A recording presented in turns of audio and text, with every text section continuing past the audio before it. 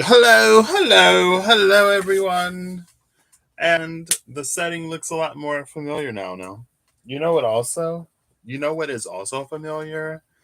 My new favorite, a new recent fave for me. I don't know if it's a recent fave for you, but pure white screen. Woo!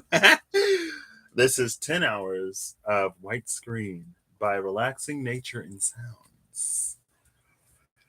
Um, so I got white screen up. I'm back. It's good to be back. It was better to be gone. But yeah, I'm kind of excited. I don't know what's gonna happen or how things are gonna unfold here in the next few months. I know that I don't have to know how things are gonna happen.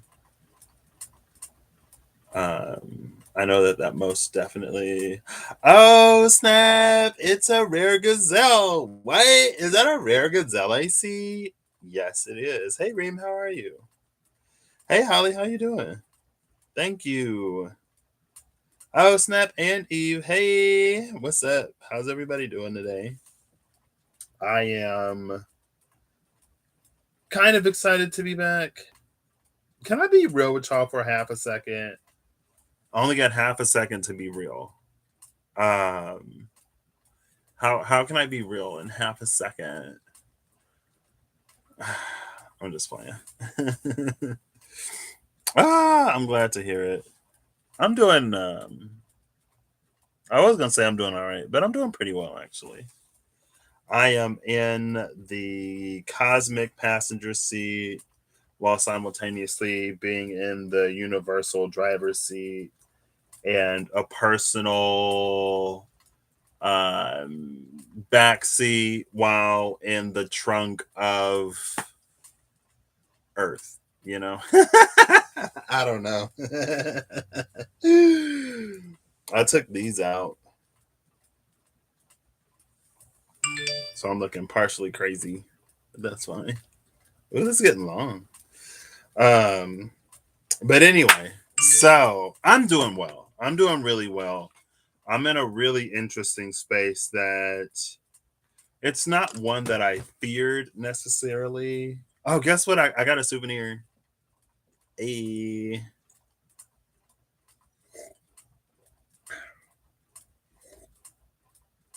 got a little fireball, got a little tonic water. But so yeah, I guess I'm in a position that I don't think fear is the right word because I'm not afraid. Um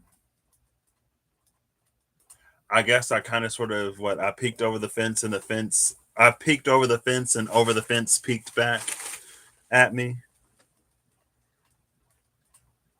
I drank so I got this at the same place as I got those.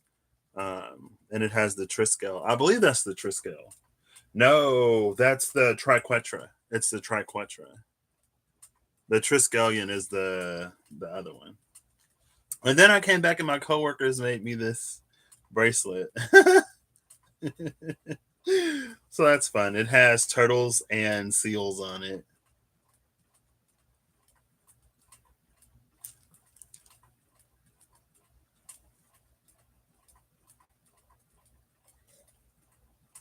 How are y'all doing? Sidecar City, sucking exhaust fumes. Oh no. Let's pull some welcome back cards. Why not? I did get a new deck while I was gone though. I got one new deck. I almost got 2 to three new decks. I almost got the Goblin Market Tarot. And then I almost got the Goblin Market Tarot, but I didn't. I was like, I know my phone is on the leash. But then I saw this thing I'm about to show you.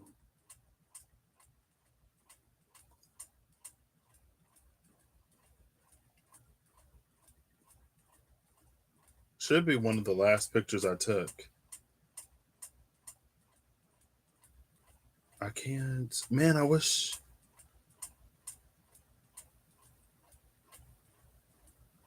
I don't know what is happening in this picture, but on the street in Tottenham Court, oh my eye has been twitching a little bit here lately too, but it's fine. Come on, can you see that? I'm gonna airdrop it to my iPad if I can find my iPad. Where's my iPad? Where's my iPad? I'll just like take it off. So there's this lady with these wings, right? And then there's this slain goblin monster thing. I don't know.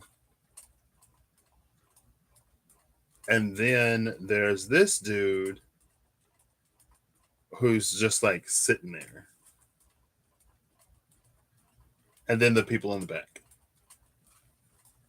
And I was like, see, I should have got the Goblin Market Tarot. But my friend, he picked out the Nefertari Tarot. So I ended up getting the Tarot Nefertari instead.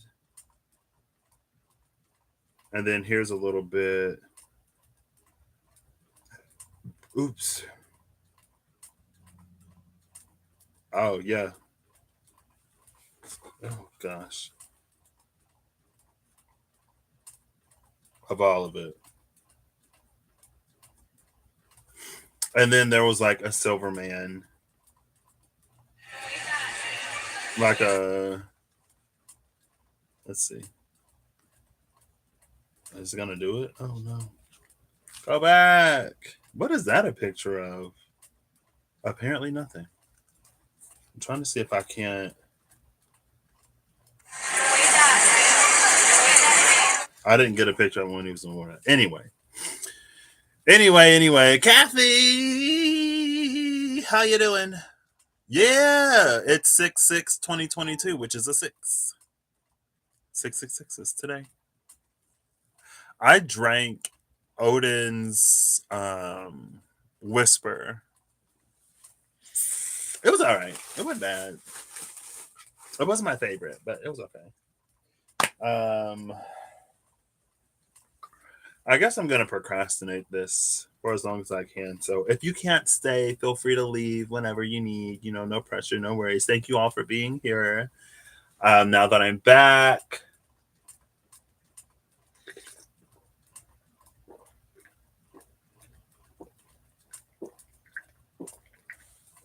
and I'm like really into hydrating today. Like I can't get enough water. Probably because it was hot at work. So I got the Tarot Nefertari. And I don't know if they're all in Italian question mark.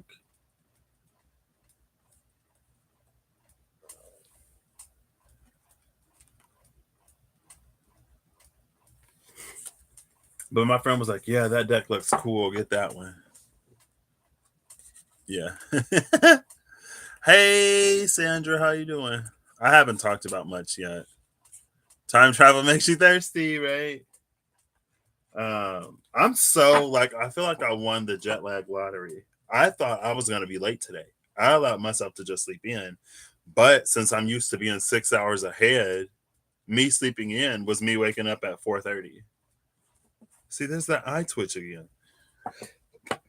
So if I sleep in and wake up at noon, that's 6 o'clock in the morning here. I'm still like on time for work. The other way wouldn't have worked so much. But let's just get like a first card back home. First card from the Tarot Nefertari. Ooh, who are you? No, too many. Let's breathe.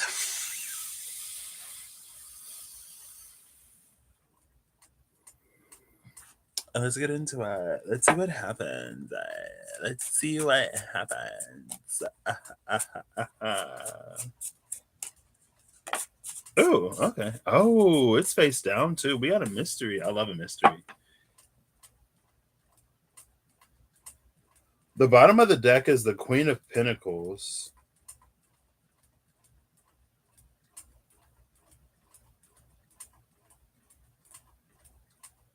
But this Queen of Pentacles is interesting because the Pentacle has an Ankh on it, and then the Ten of Wands is behind her.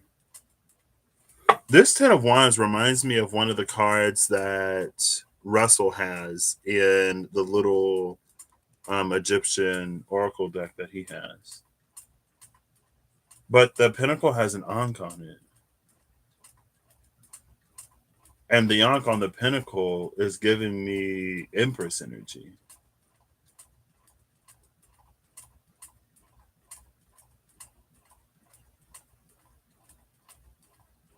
Which is, it's interesting because with the way that her hands are up and with the way that the flowers are drooping, it feels like if the Queen of Pentacles, it's like the Queen of Pentacles surrenders into Empress energy.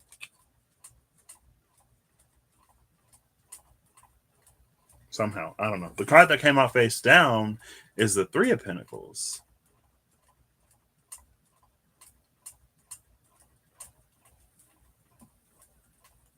What is happening?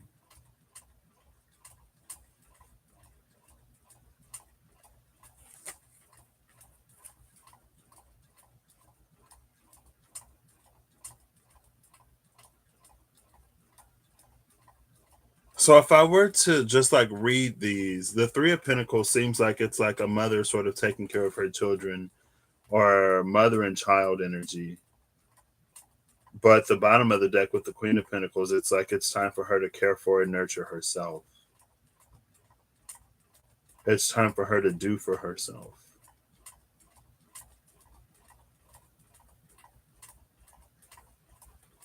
I don't know. We'll see. We'll see where these take us. So when I was at, so first of all, I had an amazing time with Kirsty, with Kizzy Cat. And when we were in Kew Gardens, there were a few tempos. I did want to stay longer. I did want to stay longer. I talked to my friend Saturday night. I was like, I could just go back to Northern England with you. Like, I don't have to fly home. And he was like, you could. He was like, you could stay for a few weeks. And but I guess I had to come back home. I have obligations, a job, things that I need to do here, I guess. But I was almost just like, I'll stay. I will stay.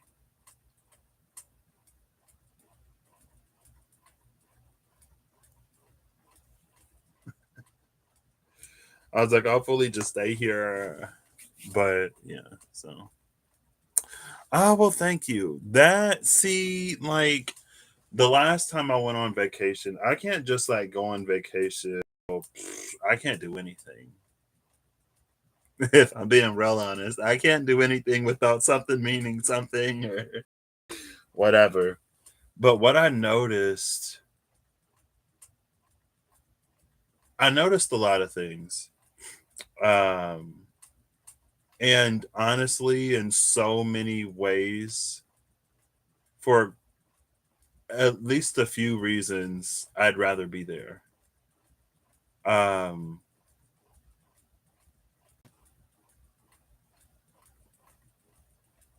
yeah.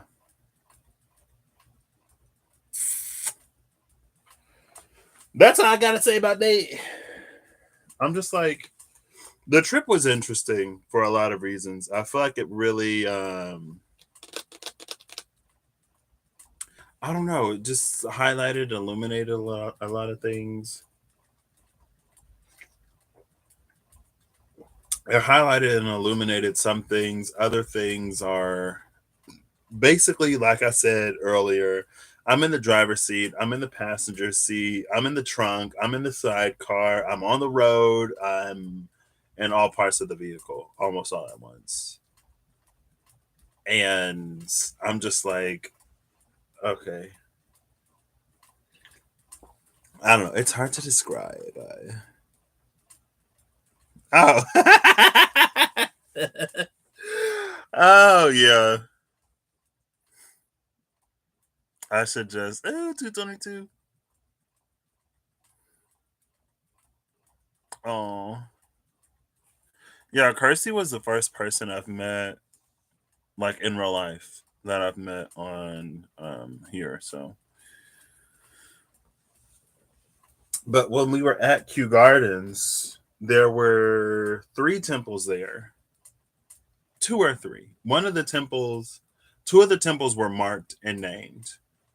One of the temples, it was on the map, but it wasn't marked on. It didn't have a placard like the other temples did.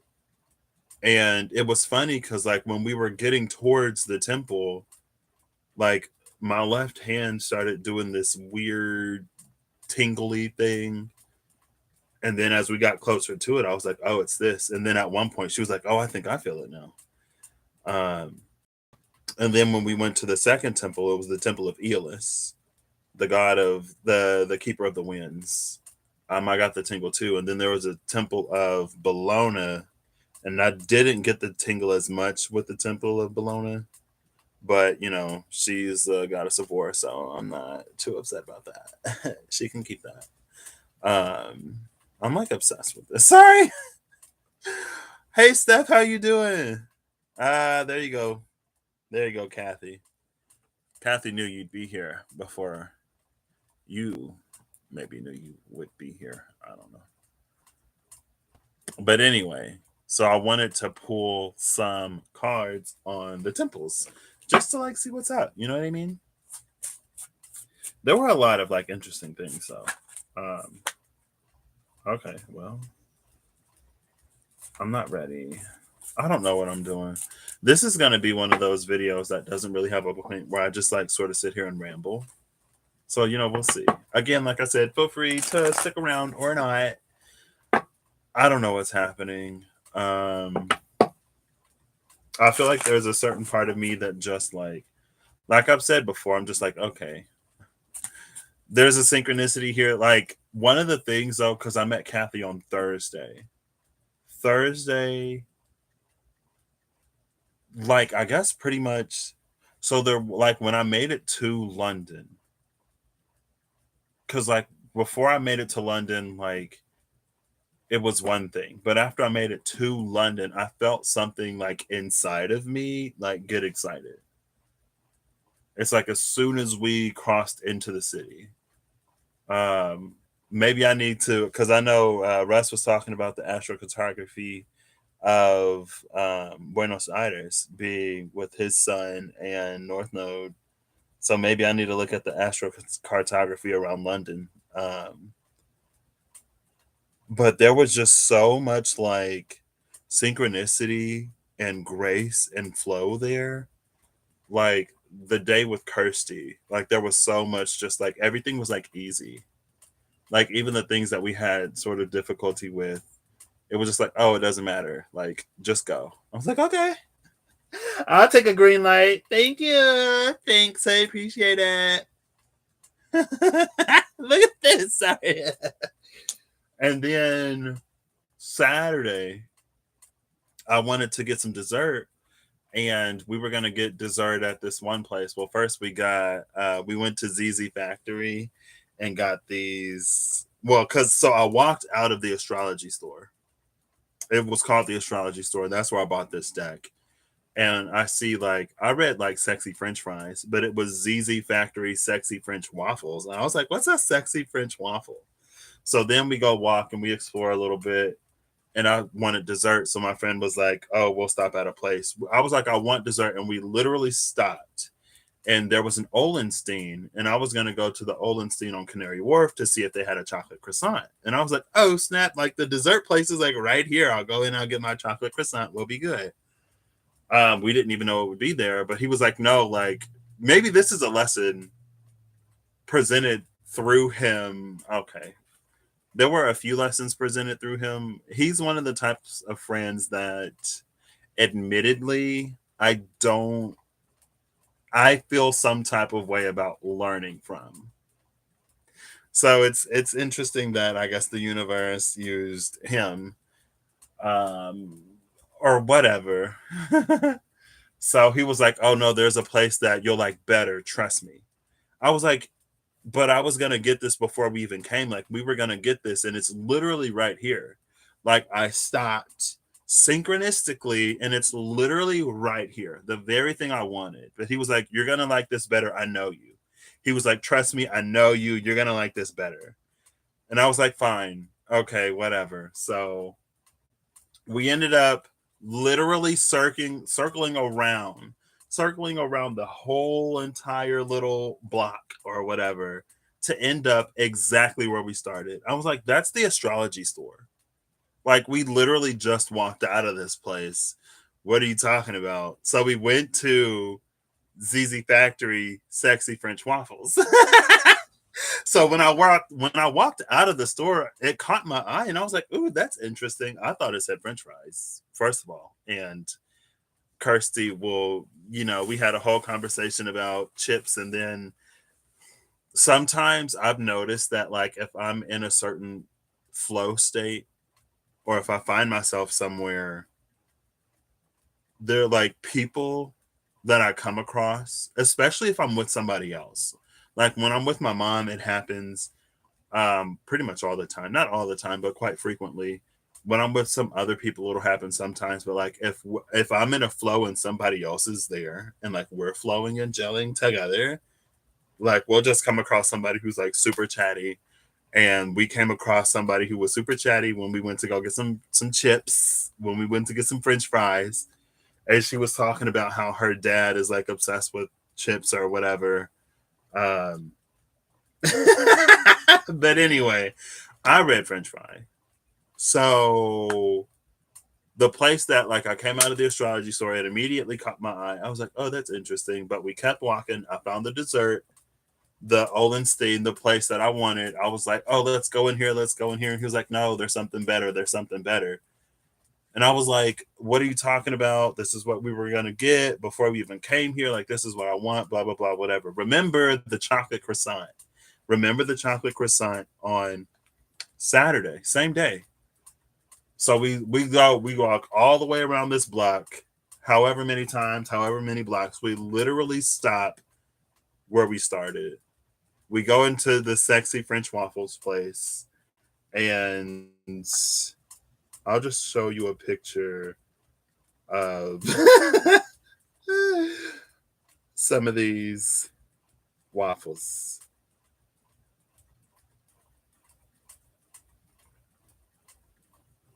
Where is it? So these are the waffles. if you can if you can see, where's Penelope? I'm just playing. Those are the waffles. Yeah. I think he said he took a picture, a different one. I would have to find it. So yeah, when it says sexy French waffles, they're waffles shaped like, they had hearts, they had fannies, and then they had penises. And the penises were named after dudes. So we had Eves, but Jermaine was pretty popular. There were fannies, and then there were hearts. I think that one is Jermaine. I think that was two Jermaines right there. I almost got Jermaine, but we ended up going for Eves. Um, so I was like, oh, so when you said you know me and that I like it, like this is what you meant. Okay, whatever. They were really good though. They were really good though. And all the toppings were free besides whipped cream. So imagine, like whipped cream. So that happens earlier in the day. Then we do some walking. I wanted to see the Globe Theater because I missed it last time I was there. I was literally right next to it. I went to Tate Modern, missed the Globe Theater. This time I went to the Globe Theater and then found out that there was something else in that area. Oh, the Wax Museum. I was like, wait, that's in London? And they were like, yeah, it's in London, like on the river. I was like, what? I was probably right there. I could have went to the wax museum. Um, no, it does not. It does not mean the same thing. I love the idea of sexy French fries personally. Um, so yeah, I think you could see a bit of one in that picture actually. Not too much, but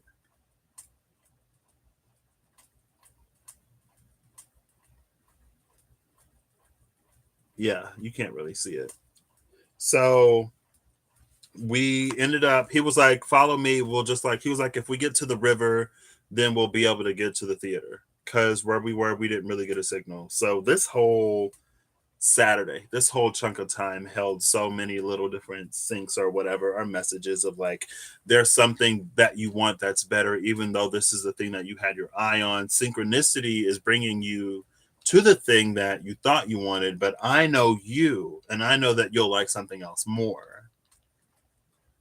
Um, and so we're walking, we're trying to get to the river, and it's interesting because I'm thinking, like, if you're in a forest or whatever, you go to running water and then you can follow the river to wherever. So we're walking. That's when we came upon that lady, the lady with the wings and the slain goblin troll thing, and the dude that's just like chilling, maxing and relaxing and shooting some b-ball after outside of school or whatever. Um, so we ended up going to the river. We see the Globe Theater from the outside because it was like the walking tours were closed or whatever. And my feet were hurting by this point. I walked like more than 15,000 steps most of the days I was there. I looked at my phone after.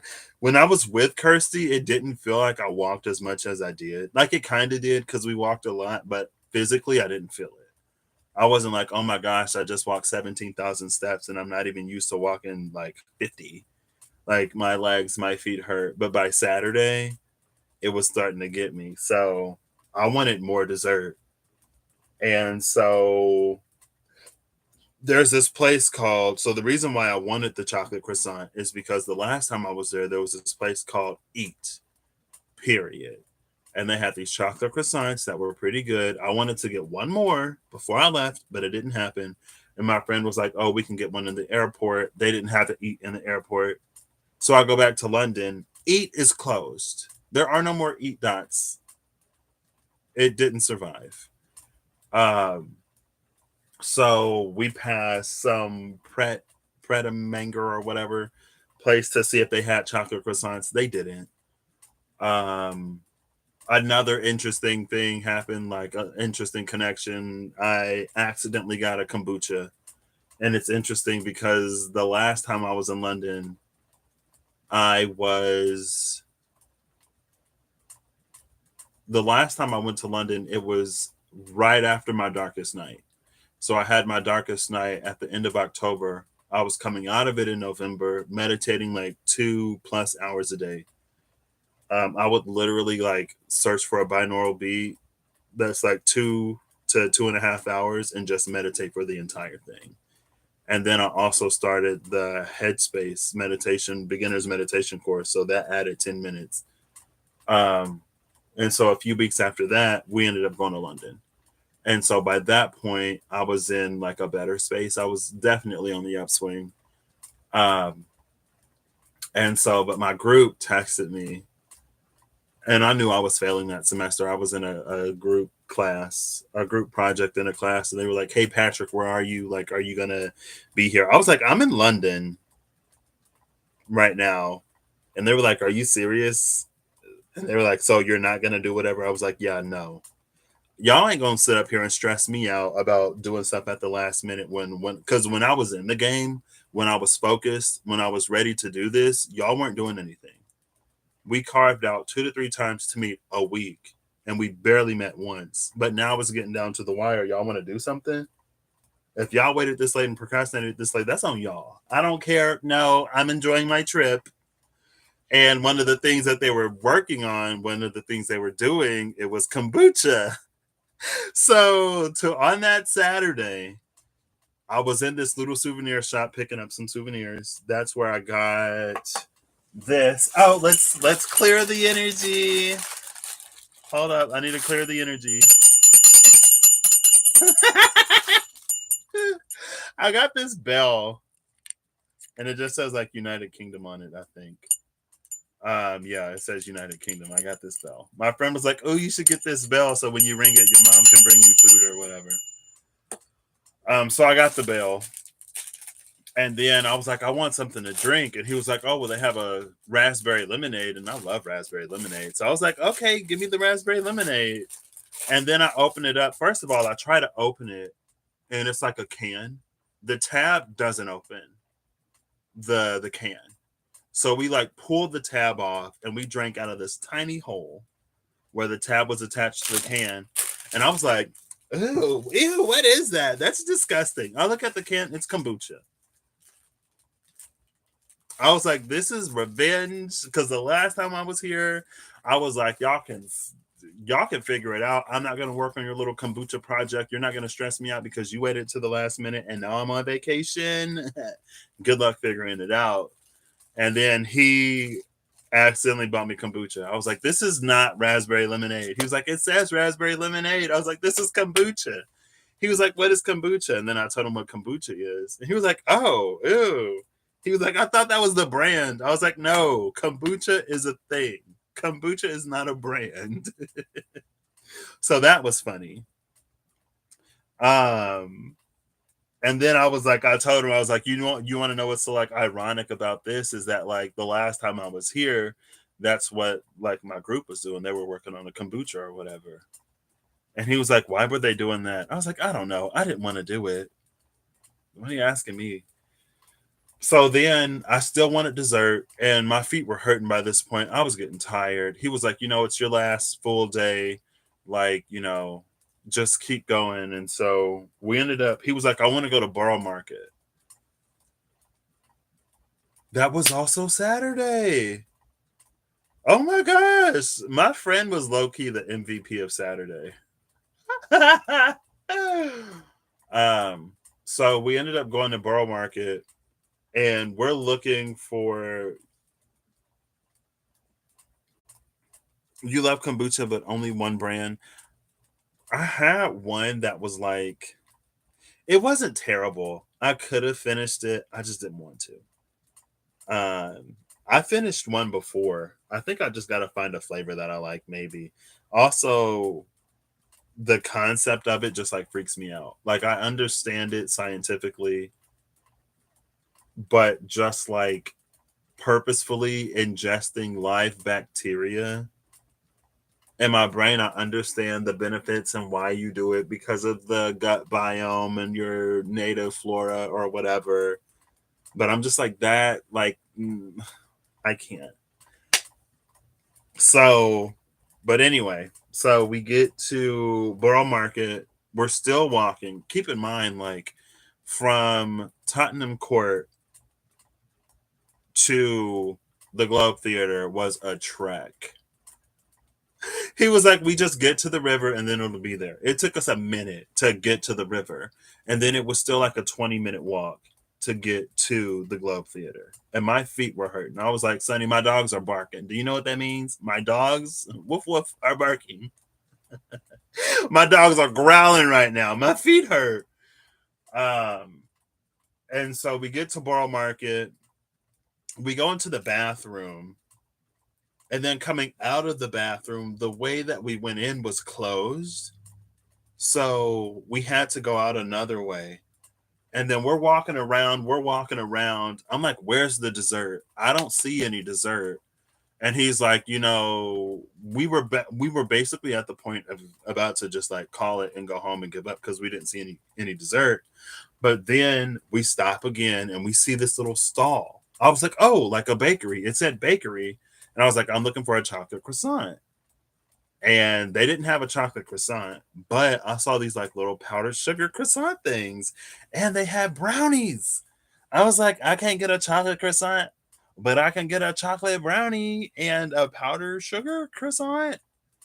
So we're going up there, we're ordering our stuff, And then so the dude is getting it for me. I was like, "What's this croissant?" He was like, I forget what he said, but I didn't understand what he said. I didn't really hear him. I saw powdered sugar on a croissant. I was like, I'll take that, and can I also get the brownie? But when I was saying that, somebody else came up. He was like, "We're closing. We're closing."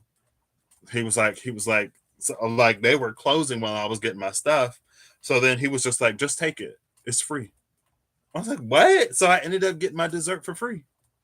I got the brownie was amazing. The croissant was so good. It was so good. It had like almonds, powdered sugar. I think it was like almonds and powdered sugar. It was good. It was free. I was like, "What?" And my friend was like, "Oh, like I need to come back at this time more often." Because I guess I don't know if they can't sell it after or what, but they were like in a rush to pack it all up. So he, again, I got it for free.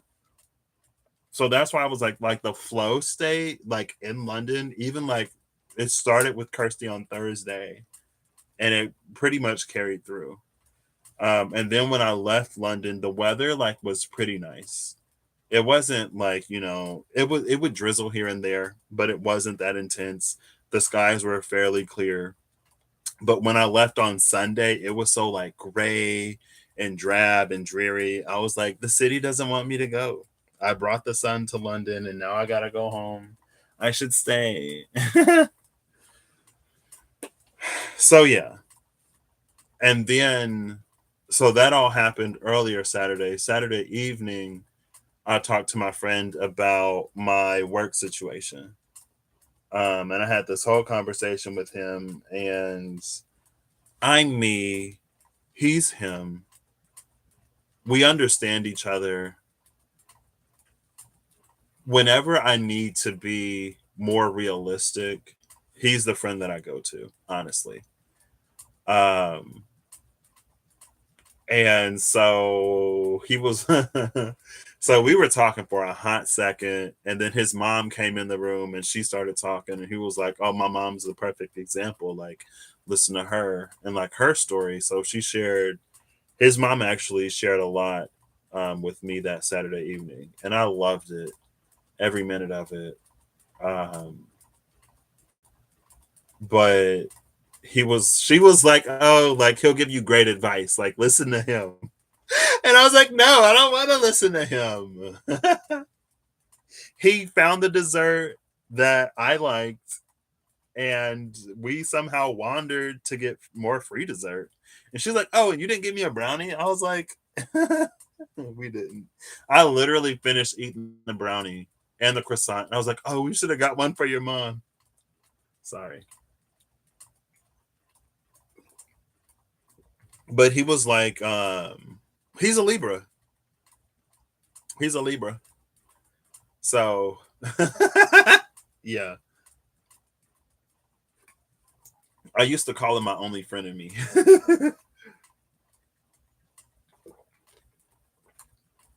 um, but yeah, he was like, there aren't any shortcuts in life, and he was like, to do the thing, like that doesn't mean that, like, just because you do this one thing or you take this for now, that doesn't mean you're locked into it. And then I was like, but if I take it, I would feel bad if I don't like follow through. And he was like, no, don't feel bad. Like, people understand that, like, if you're going for a different opportunity, or if you're switching fields, or like what you have for you when it comes to your career, when it comes to your life, people understand, people respect that. So you don't have to feel pressured to stay in situations or in obligations that like you've outgrown, or that you're not sort of like in anymore. And he was like, take me for example. Like, when I told the people that I'm working for that I'm going to be switching to a different path, like they didn't want to see me go because I did great work, but at the same time they understood, and like they want me to do everything. And I was like, okay. And then she shared some stuff that was just like her life experience from the parts that she shared have been like amazing. Um, crush the desserts, not the puppies. Yes. um, but she was like, we have this saying in Hindi, and she said it and he translated it. And it was basically like, it was basically all things work out for the better. Even if you don't understand in the moment, there will come a point in time when you do. So you just got to stay positive. And so, like, that brought, because, like, when I finally talked to him about that, like, that was after I was like, I might just miss my flight. I might just stay for like a month, you know? But then we had that conversation and they were like, there are no shortcuts in life. And he was like, you sound like my older sister. Like, we literally had this conversation with her. And I was like, if the universe can give me a free brownie and a free powdered sugar croissant with almonds on it that I didn't even know that I wanted, that tasted amazing for free, why can't I get a shortcut? Hello? um, but yeah, so that was all that day. I might as well finish taking this out, I guess. So anyway, I wanted to go back to the temples. There were a few things that I kind of sort of wanted to read. So in that way, in the realm of synchronicity and flow and things just kind of sort of happening, and again, like, I guess talking about it now retrospectively, like, there were parts of that conversation that I feel like have implications that echo and mirror and reverberate through different areas and aspects of my life. Just like, very much like, the divine knows what I want. The divine knows me and they know what I want more than I know what I want. So just because I'm set on one thing and I happen to find myself there magically and synchronistically doesn't mean that that's the extent of the magic of the universe. The extent of the magic of the universe isn't taking me to what I thought I wanted. It goes much further than that. I just had to trust and literally circle around the block to the thing that caught my eye in the first place. Um, and then, like, the whole conversation after that, anyway. So again, thank you, Kirsty. You might be either at work or asleep about now. But if you catch this later, thank you again for giving my time in London the magical kickstart that it needed. And when it came to meeting her, I don't know, it just, like, I knew that everything would line up. I knew it would all work out, so I wasn't worried or stressed about anything. I didn't know that it would flow and be as sweet as it was, you know, or all the, like, the little different magics and stuff that would happen along the way, of course. But it was a time. So let's look at these temples. Let's see.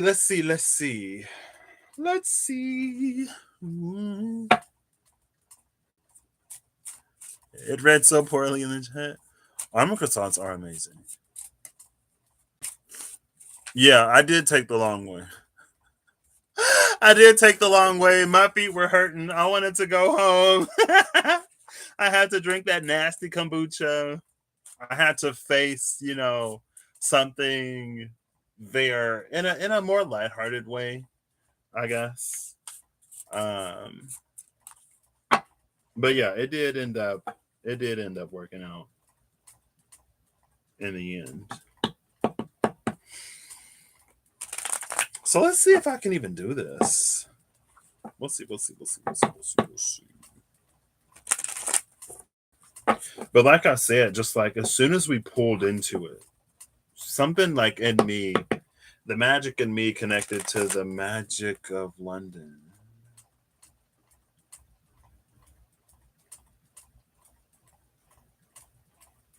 Oh, okay. I was talking to my journey buddy, and I talked about it. It was a few weeks ago now. I was talking to my journey buddy, and we started. She was like, "Can I ask you a question about astrology?" And I was like, "I'm no astrologer, but you can ask. I'll try my best." And she asked me about Jupiter and what. Oh my gosh! I didn't even know that this card was in this deck. The reason why I say oh my gosh is like this fell out on the floor. A few cards fell out, like flipped over inside of the deck. The top card that flipped over is a title card. So I basically get two title cards. So where are you? I literally just saw y'all. Hello. Like I know y'all flipped over. I literally just saw these cards. Hello. Here we go. I get two title cards.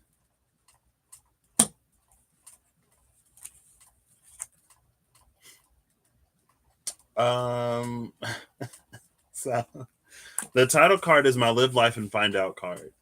The title card is my even if I were to my title card is like if I were to tell you now you just mess it up card, but it's my if I were to tell you now you'd mess it up because you think and believe and have experienced the things that you have think and believe and experienced up until this point. But if you continue to live life, there's something that will expand your horizons, your mind. It will expand your concept of what is possible.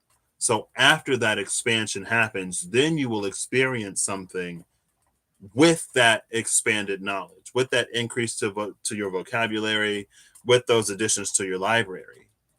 But if you were to take this now with everything that you know, like you wouldn't get you're supposed to get out of it. So that's why it's my live life and find out card. Kind of the high priestess. Um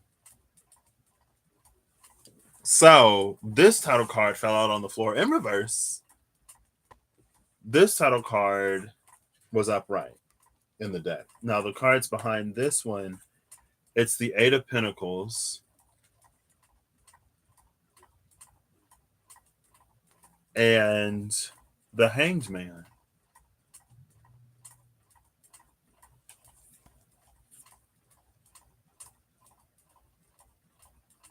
Why is this like low key Jesus? Why does this like feel like Jesus just sort of like going out and being Jesus, and then this is the Pharaoh or whoever that's like, oh no, nope, I don't like what you're doing. Hang him.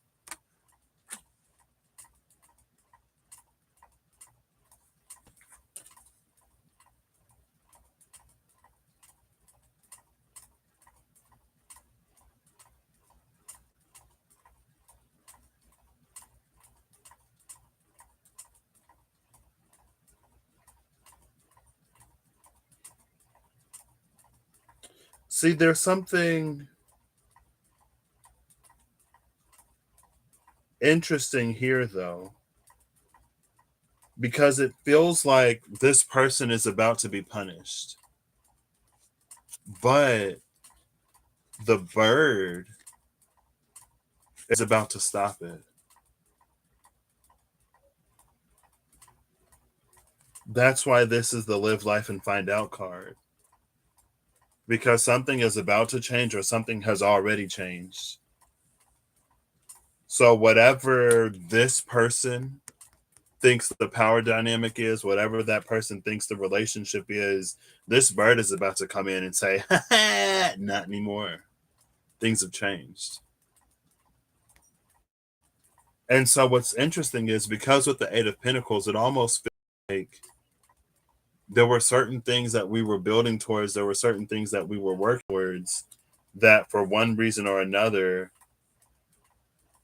we couldn't take to completion because of some level of interference, some the way that structures and organizations were set up, something like that. It's horrifying, hierophantic in nature, because the hierophant just represents, like systems, organization, government, structure, stuff like that. But it feels like we'll be able to take it to fruition now.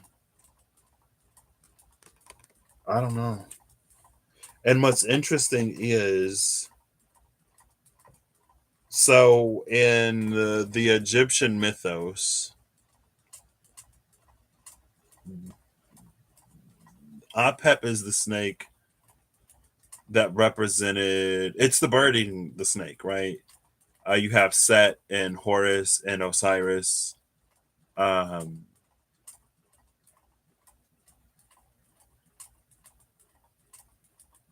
And there was a statue at the garden that because like I was walking around with Kirsty. There was this one area of Kew Gardens that we become very familiar with because we were looking for the temple. Kind of because we were looking for the temple, also because we just kept getting turned around. But we were like, oh, maybe that's like related to the temple. And it's there was a statue of a man wrestling a snake in the middle of the water. And it made me think of the snake and the bird representing order, the snake representing chaos, and order eventually sort of winning out. Here's a picture of me and Kirsty before we got to. I sent this to Rob because Rob was like, "Give her a big hug for me." I didn't tell Kirsty. Rob told me to give her a big hug for him, but I gave her a big hug. So I mean, I was gonna do that anyway. But anyway, that's us waiting for chips. Anyway, it was a good time. Let me see if I can't find this real quick. It did make me think. Here's the backside. Literally the backside. See the naked man wrestling the snake?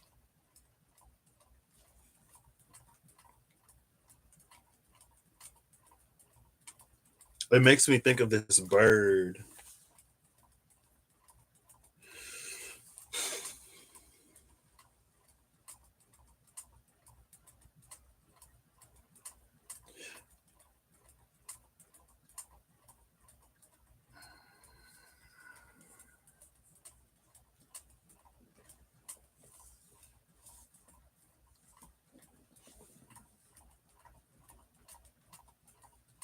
You used to just me too.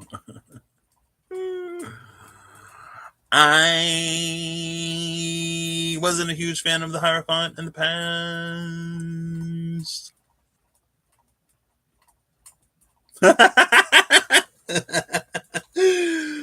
I am blurry.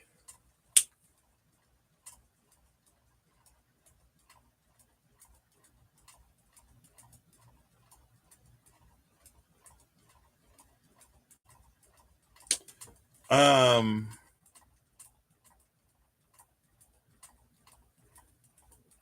they should. I was like, oh snap.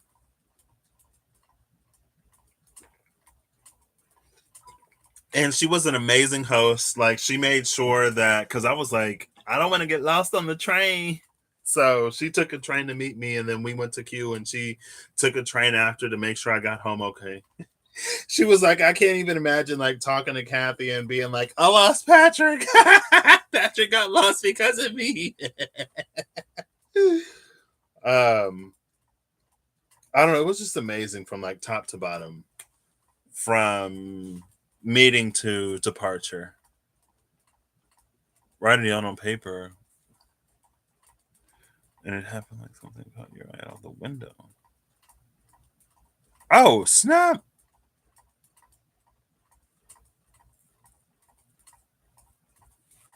I think no, because it was the crow before, right, Steph? I don't. This deck is interesting. I'll just say that. Let's clarify. Can I get? I'll take this. Sure, why not? This is such an interesting deck. This is such an interesting deck, Kai. And I think it's related probably to some of the stuff that I kind of have on my mind. My mind has been very preoccupied sort of lately for various reasons and in various ways. Um it has been and it hasn't been at the same time. Um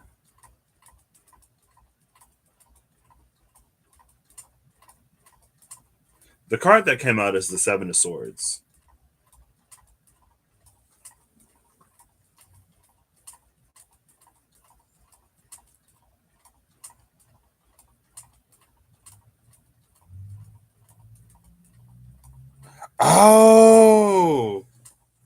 Oh, snap. Yeah, because she said to write it down, burn it, and then bury the ashes. I remember that. I was like, that was before I was going to sleep. I fell asleep halfway through our Pisces reading. Then I had to wake up and finish it. So the Seven of Swords came out,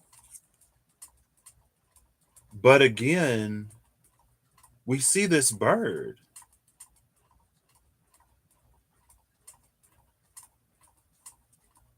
It's like, no, like you're not stealing anything, you're not taking anything. This person's almost caught red-handed. I don't know if they're gonna play it off like they weren't trying to take or whatever. What is going what's going on with the birds? What is going on with the birds? I mean, I've been asking for a hot second now. And so when I was in London, I wanted to see seagulls because I love seagulls. I don't live by a lot of seagulls, so I don't get annoyed.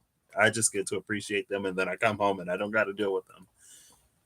So we took a boat tour to get to the garden. We crossed so many bridges, and maybe that's another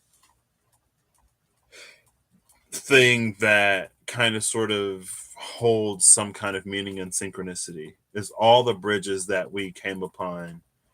Um,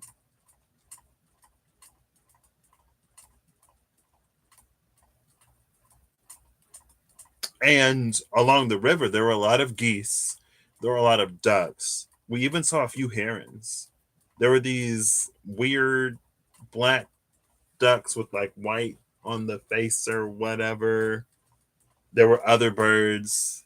I didn't expect to see a heron. I didn't expect to see so many geese. I didn't expect to see ducks. And there were goslings, there were ducklings, there were pigeons, of course, and seagulls and crows. At one point, we were sitting waiting for his sister to show up. I didn't know why we were sitting there. I thought we were just like catching our breath. We were deciding what we were going to eat too, and then his sister came up, and I was looking at this weather vane, and I was like, "Fane, I haven't seen the Fane rune in. Let me pull it. Why not?"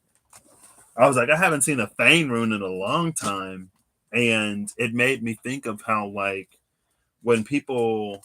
Because Russ said when people would call people like a vane, a weather vane, or a weathercock, it was like an insult, but there was something about when there's a shift in the energy, when there's a change in the wind, the vein changes with it. It doesn't fight it.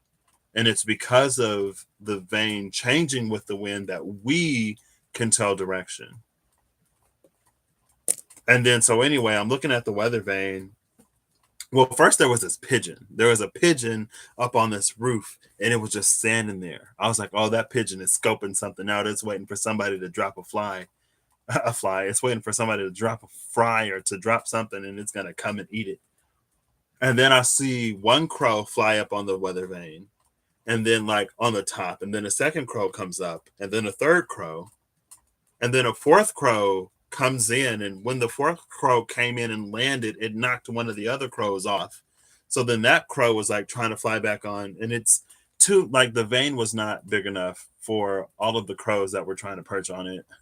So they were like knocking each other off and flying around and landing. And why was I talking about the crow in the vein? I don't remember. I don't remember why I brought that up. Oh, maybe just because I was talking about the birds that I saw. But these birds are like, they're like, now they're like, no. It's like, you ain't getting away with it. We see you. We see you. But the reason why I pulled this card is because with this title card in reverse and this title card upright, it's almost like, because I didn't know if it's like the thing isn't changed until we encounter the situation, if that makes sense. It's almost like what Schrodinger's cat? Almost.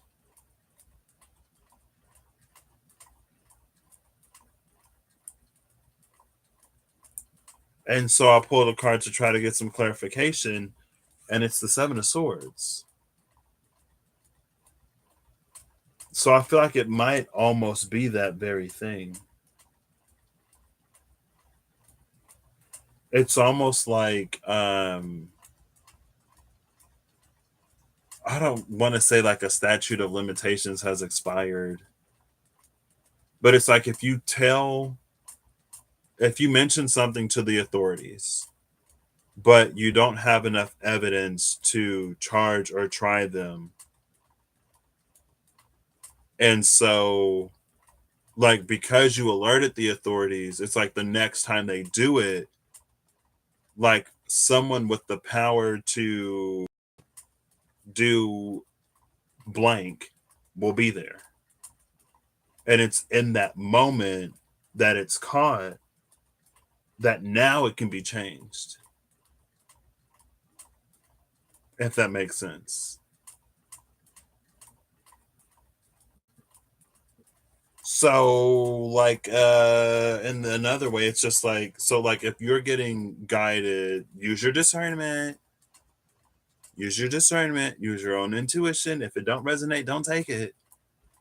But it's like if you're being led or guided to re-enter a certain arena or to revisit a particular area aspect of life, especially one that you experienced some kind of setback or failure in before, but your intuition, your discernment is pushing you in that direction. It might be because something has changed in that space, or your re-entry into that will cause something to change.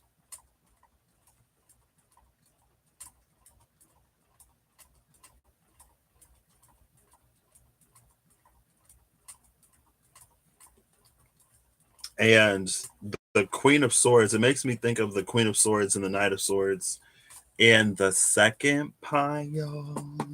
I think it was the second one, where it's like the Queen of Swords is an amazing energy, but almost kind of like Libra, and she is cardinal air, so she is Libra.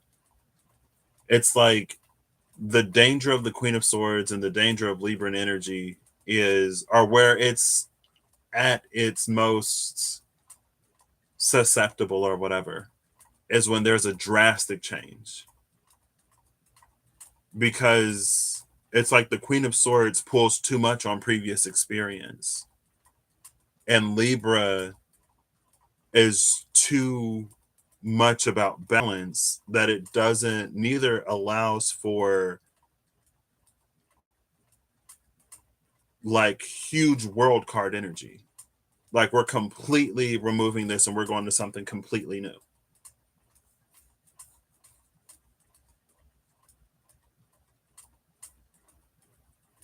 And the Queen of Wands was coming out to help the Queen of Swords. What came out for Libra? I don't know. I remember 2 times ago, I went to the Work Your Light Oracle deck, I think, because I was like, I'm struggling to find something positive, so I need help. And it was basically like, it was for Libra to reach the point where the presence of fear itself casts out fear. And that's because what the presence of fear invokes a feeling of love, and love is that which always casts out fear. So then it's like fear casts out fear. I don't know. But I am going to look around that vein rune. Look around the vein. The vein. That's it. Tampa. Tampa Bay. Tampa, Florida. It did make me think of Karen the Heron, too. Excuse me. Oh, snap. There's a dragonfly.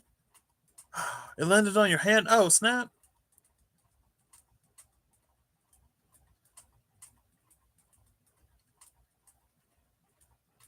You think of me every time you see a seagull? Thank you. Hopefully, it makes you less annoyed with them. But yeah, the pigeons were huge.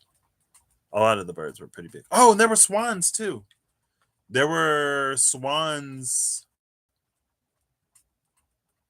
I think I saw a few of them when I was with Kirsty, but Friday, a whole bunch of swans.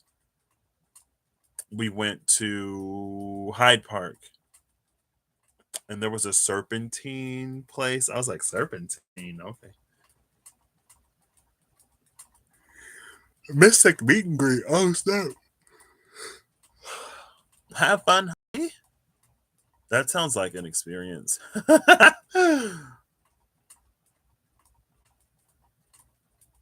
Oh, snap. Are you going to get to go, Steph?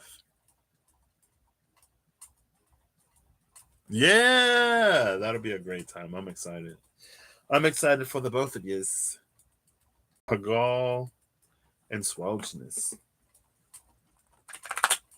This is interesting. I don't know where we're going with this. Okay. Well, Lafruma just flipped over.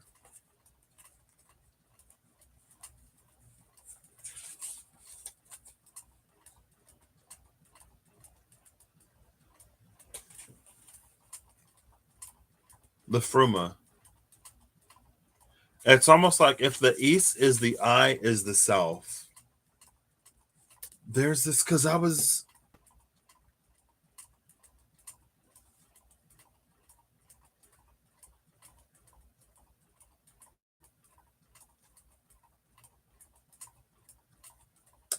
Lafruma came out. Both of these are eights, by the way. So there's an 8-8 here. And Ophir is at the bottom of the deck. Notice the yellows and the blues. Ophir and Lafruma. Because I was getting this feeling. And then onwardness. Present Gateway Verdandi.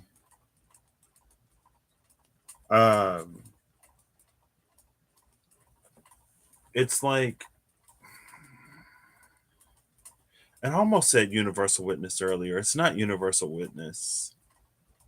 Who are you? Doesn't matter. It's almost like the presence of the divine is the presence of the divine is alive within the self. So it is Universal Witness in a way.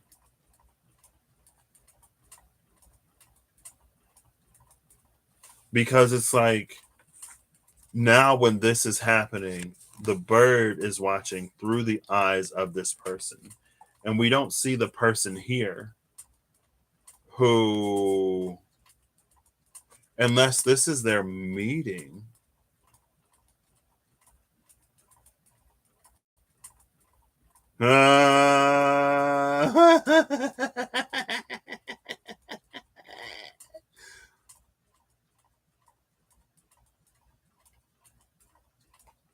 Ooh. So that's why it kind of sort of feels like, I don't know. I was getting that like it feels like the divine is watching through our eyes or something like that. And so then the Fruma came out, and again, it's like that's the point where spirit meets the east, the ice of self. And then we have this like as above, so below ish type energy with this Ophir. Also with Ophir being the energy mantle, with Steph speaking about the owl, and even with this, it makes me think of the owl. It's the owl in the mystical shaman cards, and how the owl kept coming out, and it felt like the owl was a person, like the owl was the. And I even said like this is the Ophir, the energy mantle that Russell talks about, because it's like if you pull the hood down, you become the owl, but when you pull the hood up, you're yourself. And so it's like we can wear owl energy, and it's like that's what it feels like is happening here. And then the Lafruma Elven Light and the Ophalagu Energy Mantle is like, hey, wait.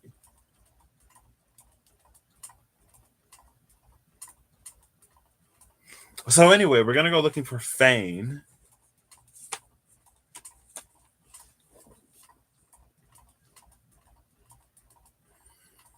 Ah, Eve. That's hilarious.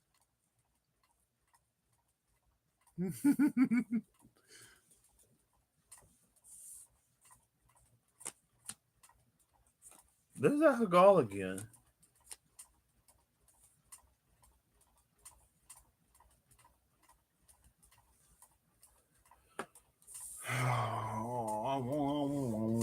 So the top three cards, I'm pulling off the top of the deck to find the Weather Vane, Weathercock Rune.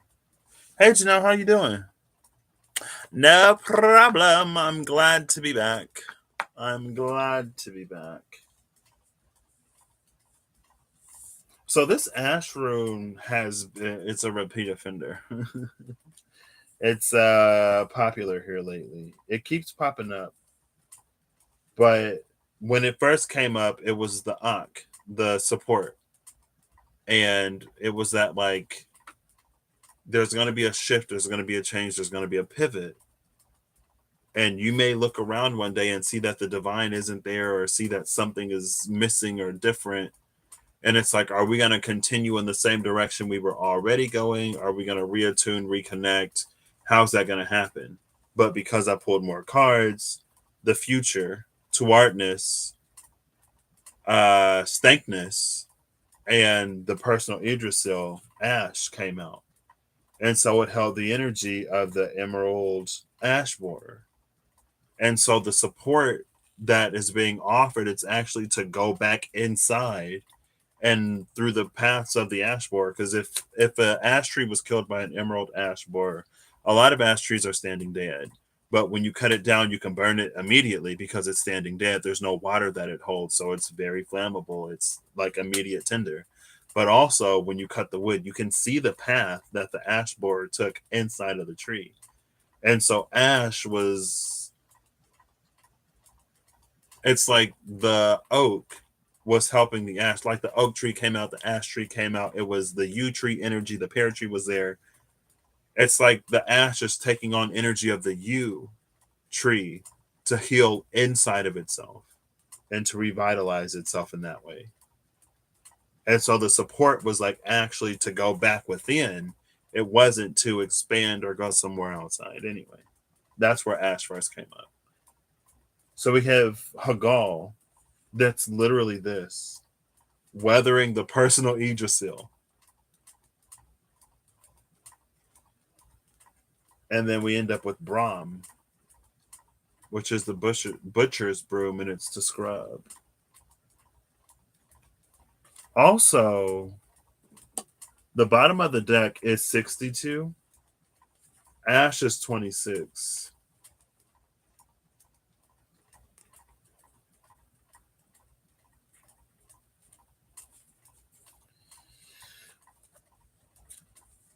See, and then Ophalagu is an 11, and Brahm is an 11. But anyway.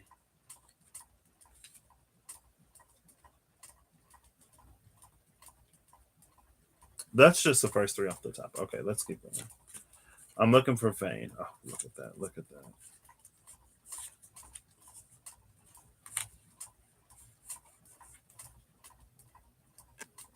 There's the future again. But this time, instead of the personal Idrisil testing the future and the future testing the personal Idrisil, the personal Idrisil is scrubbing the future.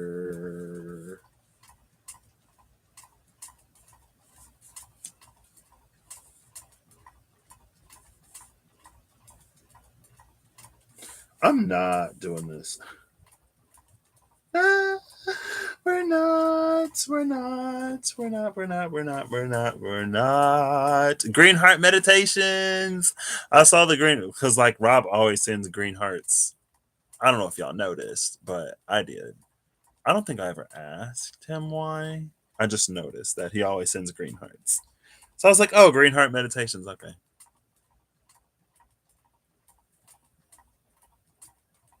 Oh, she did. I feel like he should just. But he not. Maybe he wouldn't put it up. He doesn't even want to. Oh, well, he's. It's funny that he musics for us now after all of that. Like, oh, I'm not going to play my guitar. Well, he said he would or wouldn't anyway. Okay, let's get back to the fame. Let's get back to the fame. Let's get back to the fame, please. I am ignoring everything but the fame. Only the vein. Only the fame. This is so many runes. So many runes.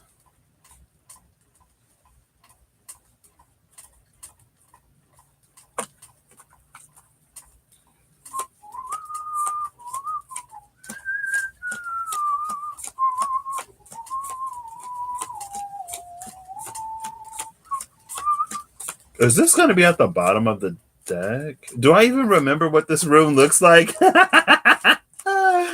I'm just like, when I see it, I'll know it. I think it's gray. Hold up, wait. Oh, it's right here. Okay. Yay! 3 points for synchronicity. Synchronicity gets another point. I'm telling, like, every time I just stop, when I stop and I'm like, where am I? Where am I going? What's next? Olenstein was like literally right there. The free dessert was literally right there. Fane is literally right here. I'm like, do I even know what this looks like? So here are the three.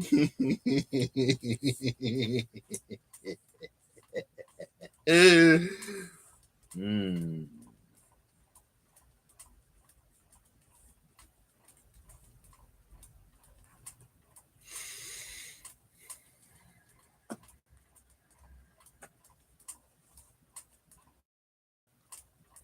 So the good news is I found the weather vane rune. I totally passed it. I totally passed it. But when I stopped, I was at the card after. Take a guess. Take a guess what the card after Fane is. Just guess. I'll give you 2 seconds to guess. One, two. If you said Ak, you're correct. The one that came out last time, the one I was literally just talking about when the Ash first showed up, Ak is here again. Oak support after the vein. And it's interesting how I was talking about the fluidity of the weather vane to as soon as the wind shifts, changes, turns, moves, the vane is turning and changing and moving. And it's because the vane changes that we can tell a sense of direction. Especially, it's interesting because it's almost like instead of us being in the flow and just shifting and changing and turning with the wind, we rely on something else to do it when we could sort of just like be in that moment.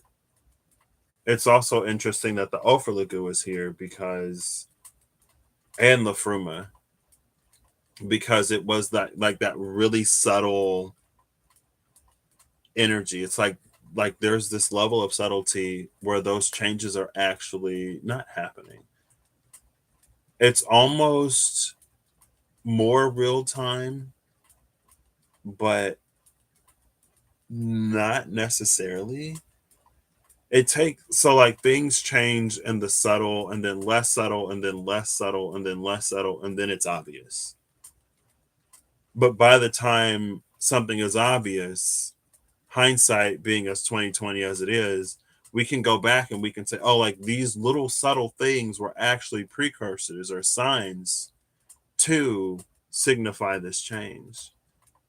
But when we're in the subtle, we slip into that vein energy almost. Now, what's interesting is this rune just came out for Russell.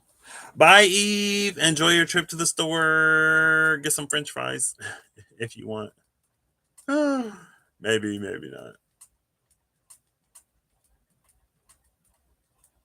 I just want French fries. I want French fries now. I kind of got over it. I got some cold French fries from McDonald's last night that were not great. So, also, I probably, yeah, that's just going to be like this now. So, we're just gonna we're just gonna go with it, okay? We're just gonna go with it. There we go. Um, it's Thorn. This giant portal, the vein, this fluidity.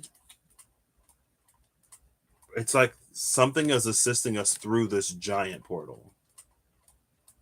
And again, with vein, it's almost like the vein. It's like because of the properties of wind, and it's funny because was that Saturday? I think it was Saturday. It was either Friday or Saturday. I was with my friend, and he was like, I think he said like London is a lot windier than where he's from because of all the buildings. And the buildings, because they obstruct wind, they direct the wind, or the wind has to flow around the buildings. And so it's like almost like in this giant portal, there are going to be. It's like if you've played a game or if you've watched a movie or if you saw The Amazing Spider-Man 2, maybe. I think it's The Amazing Spider-Man 2. It's like there's this tunnel, but there are many like obtrusions and obstructions in it. Like there's debris inside. But the wind is going to flow around the debris because that's what wind does. And so if we adopt that fluidity, we'll just naturally find ourselves navigating around all of the towers in the tunnel.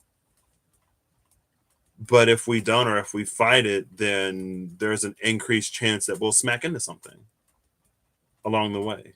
Or we might smack into many things in this giant portal. I don't know.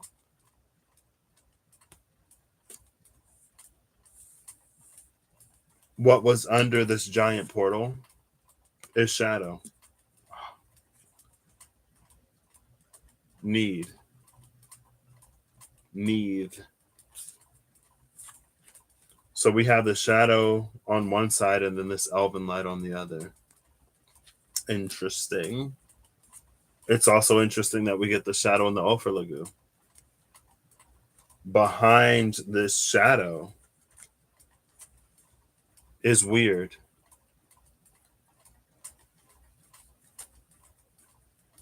The All Rune.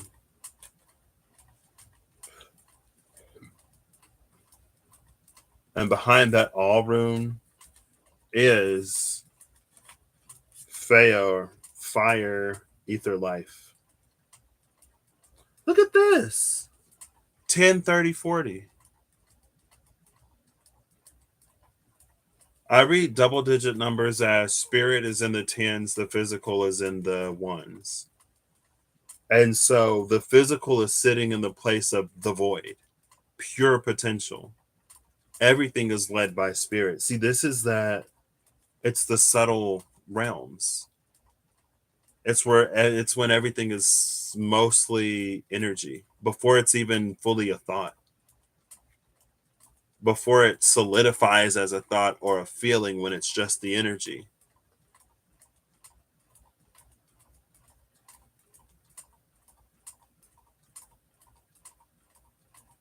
And so there is something about this. I guess that's cosmic universal flow.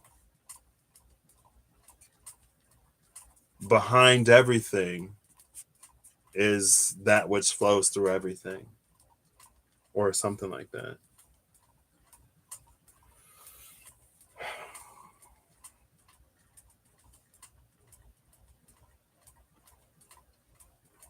No wonder why we got double title cards. Okay.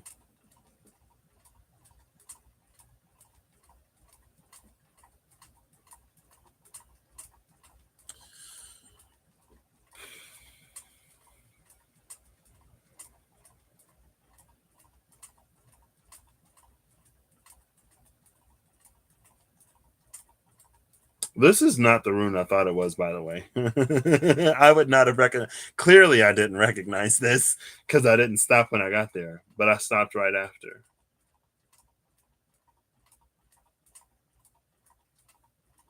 See, and again, it's like, because I said between Ak and Ash, it's to go back. Like when I stopped on support, and then the rune I wanted was right behind it.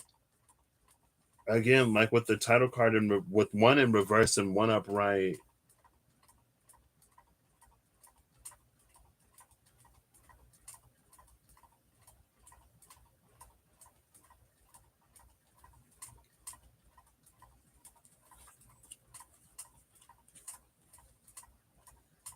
Look at these blues.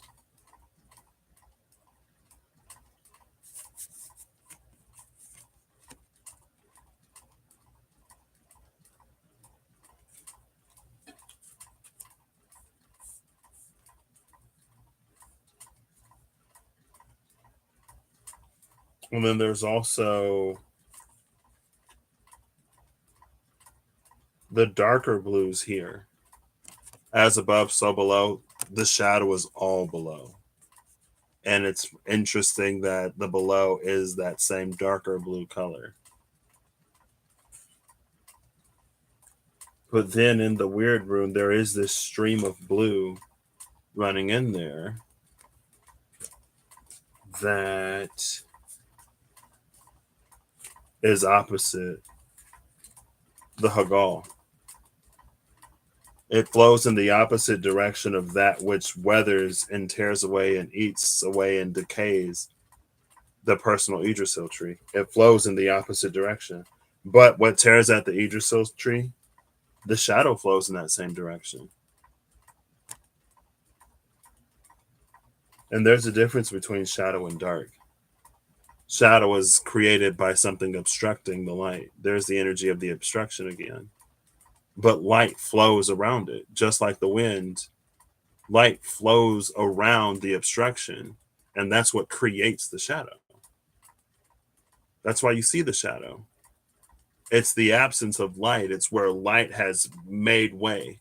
If the light is like, okay, you want to obstruct, fine. You can do it. I'm going to keep moving. Light expands in like from the sun, all directions, from a laser in a singular direction. But it's like, if you're going to be in the way, fine, I'll just move around you. I'll flow around you. The around you, the around it is the shadow. It's the space that light doesn't occupy. And it's different than dark, again. My E. Okay, there we go.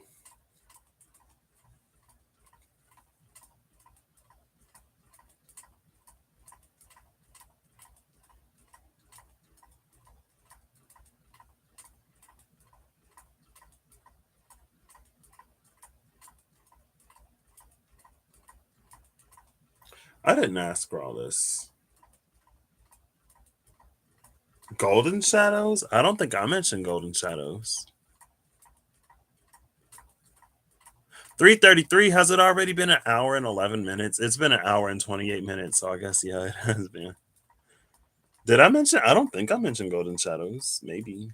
No, I'm pretty sure I did. I don't remember it if I did. Okay, that's fair.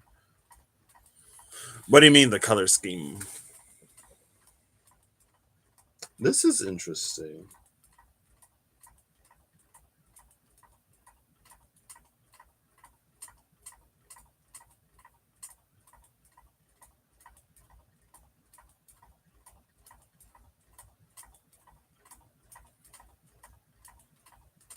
Of the cards, they're all gold. Of these cards? Question mark.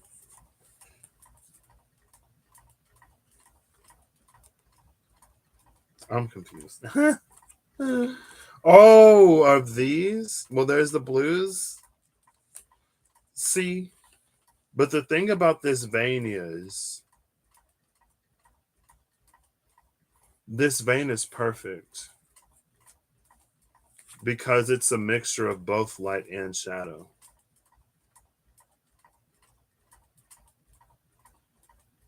It has the 5 from Elven Light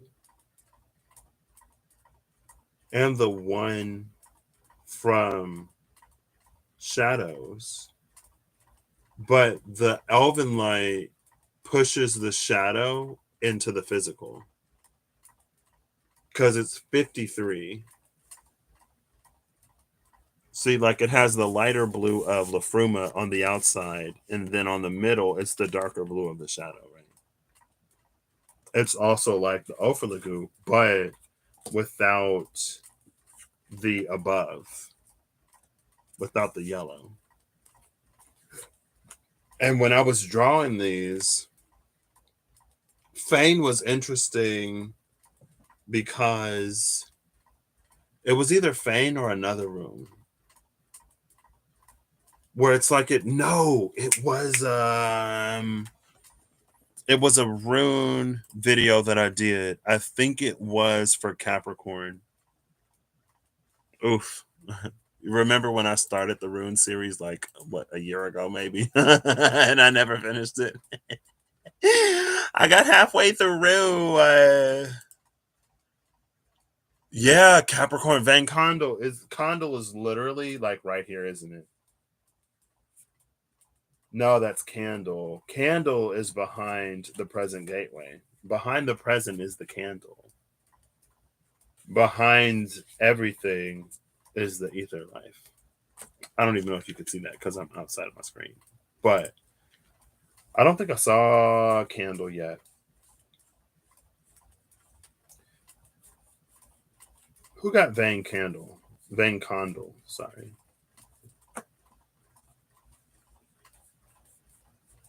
Oh, it's right here with Watergafall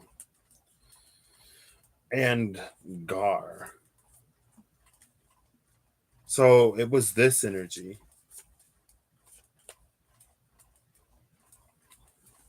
Let me see. Let me grab my phone. I'm gonna do the rest hack. Reemy, Reemy,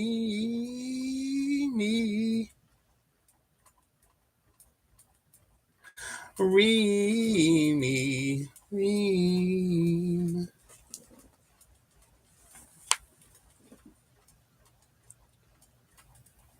Let's see. You see that? Yeah, you can. Who had Van Condor though? What sign was that? It wasn't Capricorn. It was Capricorn. And I didn't title it. Did I not title it? Now I gotta go back and see what the title of the. Oh no! I just X'd out of the sticky note.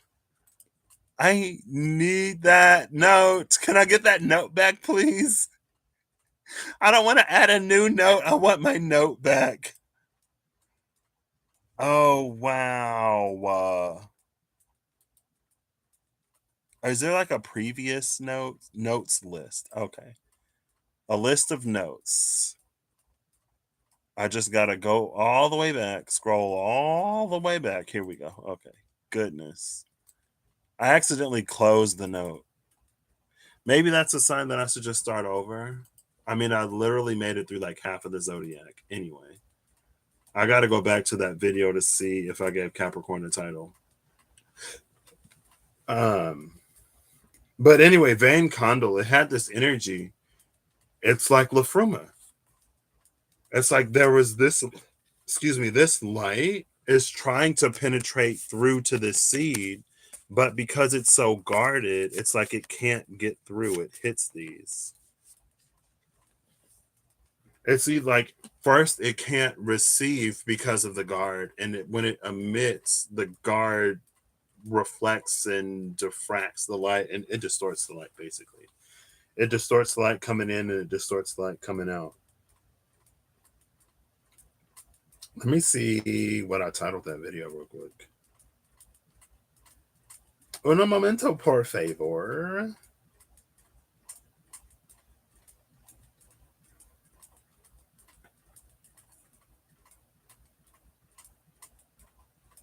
A photic response. Okay, that doesn't help me. Well, it does help me. It was a photic response.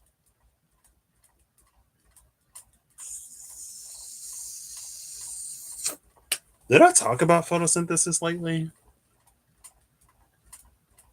Or no?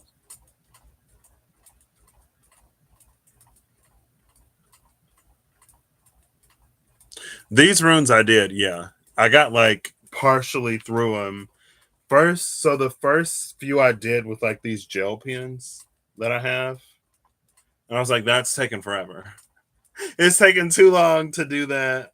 I love how it's taken too long to do that. So then I switched to these paint markers that I have. And I just like use those. What's interesting though is I got those on Amazon Prime Day years ago. Years ago, I got those gel pens and those markers, and I never had a use for them really until I did the raw rooms, and I was like, "Oh, glad I got them."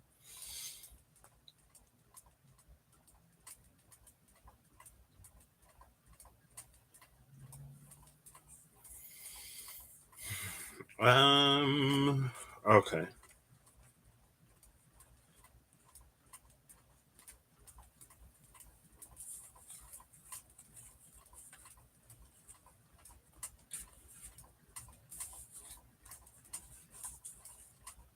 That's not what I was looking for. Nope. I just kind of sort of, well, I guess with some cards I did. With other cards, I didn't. Like with this one, I wanted to do like shades of look. All the blues. With this one, I wanted to do blues for some reason. When it came to Wicked Crafts, like I wanted to go like blue, purple, black, and it's like as you descend, it gets like more and more, whatever. So like overall, no. For certain runes, yes. When I did the rune, for other runes, no. It just kind of, I just like reached in and I was like, oh, I've been using a lot of blue. Let me use another color. Um, like here's tier. Like I knew I wanted to use blacks and reds. That's one room that I'd redo. That's when I was like, okay, maybe these gel pens aren't doing it for me.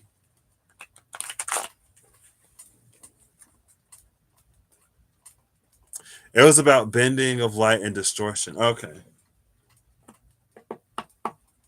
That was a minute ago. What was the date? Why is my right eye twitching hardcore? So, oh my gosh. It won't leave me alone. I literally start shuffling and Ash just flies right back out. It landed in reverse. It flew out upright, landed in reverse. The bottom of the deck is this weathering.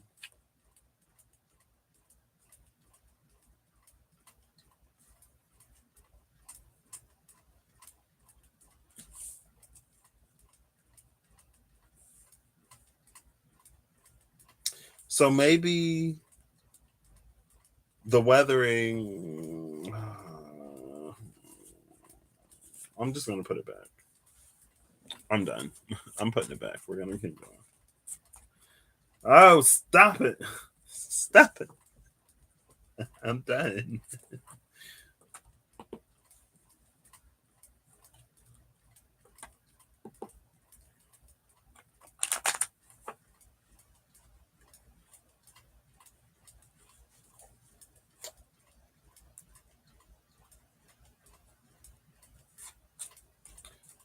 Um, Oaks protection. Number 15. So,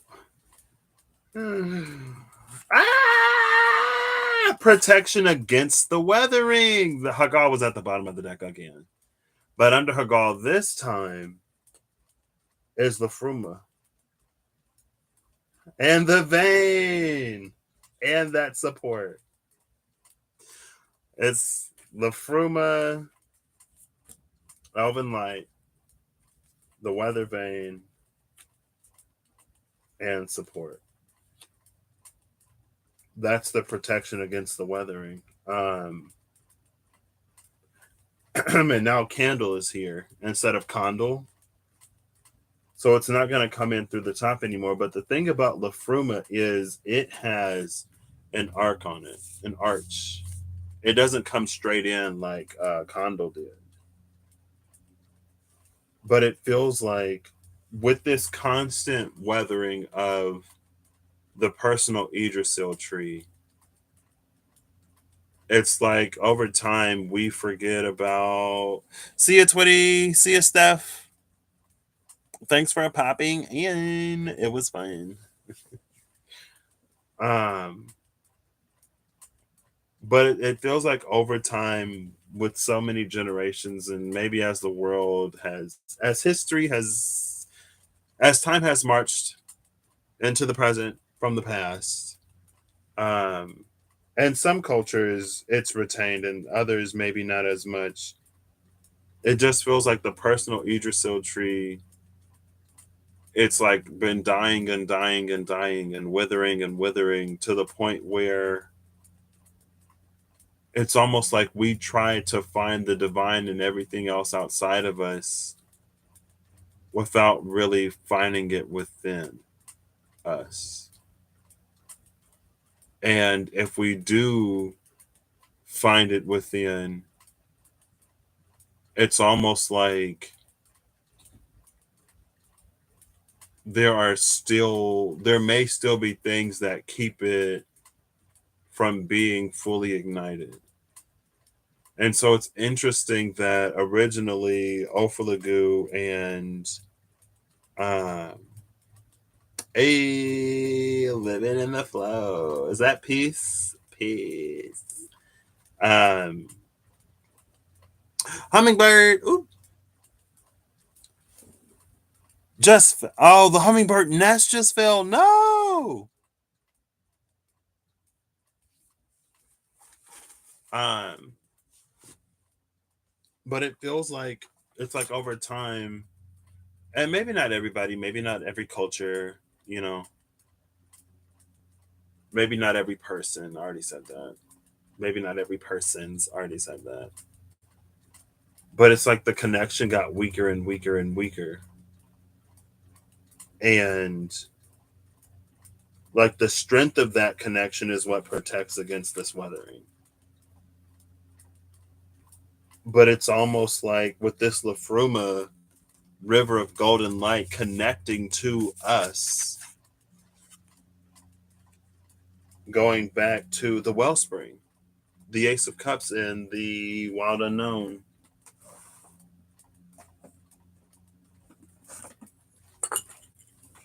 Why not?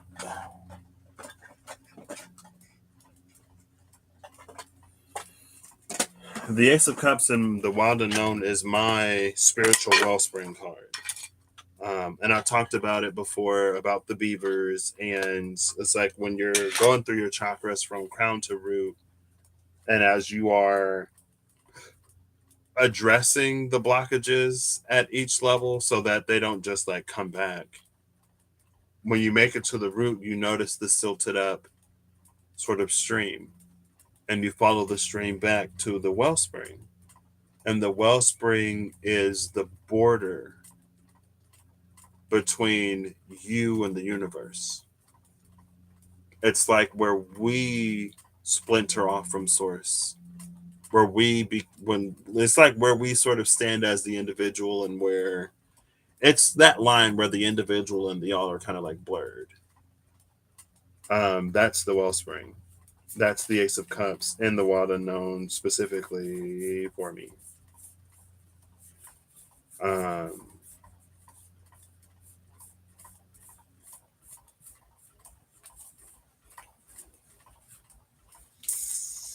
Ooh, look at all these cards. Look at all these energies. Okay. So the Ace of Cups is in between the Eight of Pentacles and the World. It's in between the 8 and the 21 here, right? And we have the 8 and the 12 here.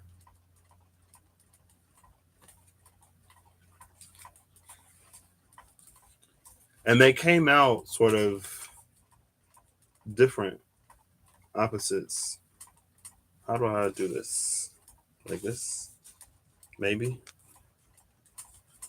Eight of Pentacles both times with the World or the Hanged Man. So we do come back here.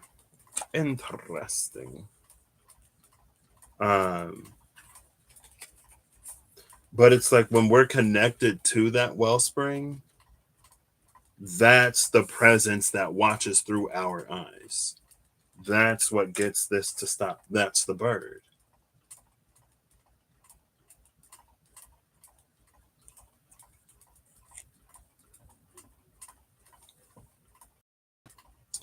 And that's where we um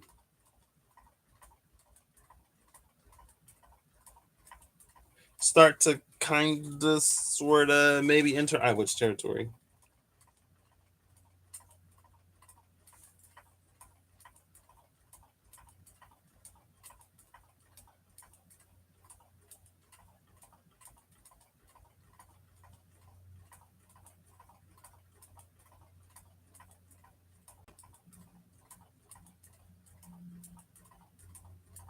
Did I ask for all this? Did I ask for this? Hello. You still playing Duck Duck Goose? I don't think I asked for all of this on today. I really don't. Oh, that makes sense.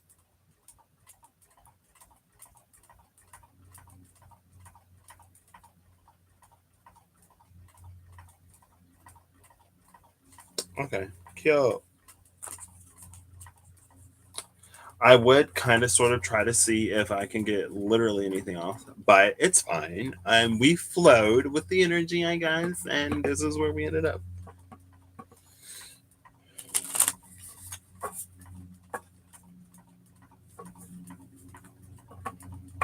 So I'm gonna shuffle all of these up.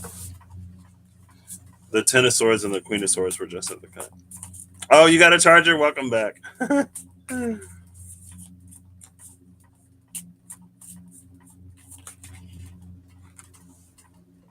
Ooh. And this Justice card. So behind there were like a bunch of majors. Behind the World was the High Priestess. Behind the High Priestess was Justice. In front of the Eight of Pentacles was the Empress, and then another card, and then the Tower. Um, the Ten of Swords and the Queen of Swords were just at the cut together. I opened this. I didn't open it, but I talked about how for Libra and for the Queen of Swords. Anyway, the Mother of Wands is here. The Mother of Wands is the one that helps the Queen of Swords. It came out like the Moon offered the Queen of Swords the Mother of Wands. The bottom of the deck is Justice.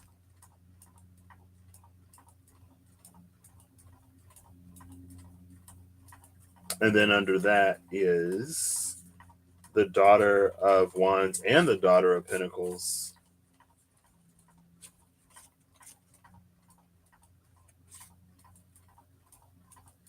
But if we're following the storyline of the Queen of Swords,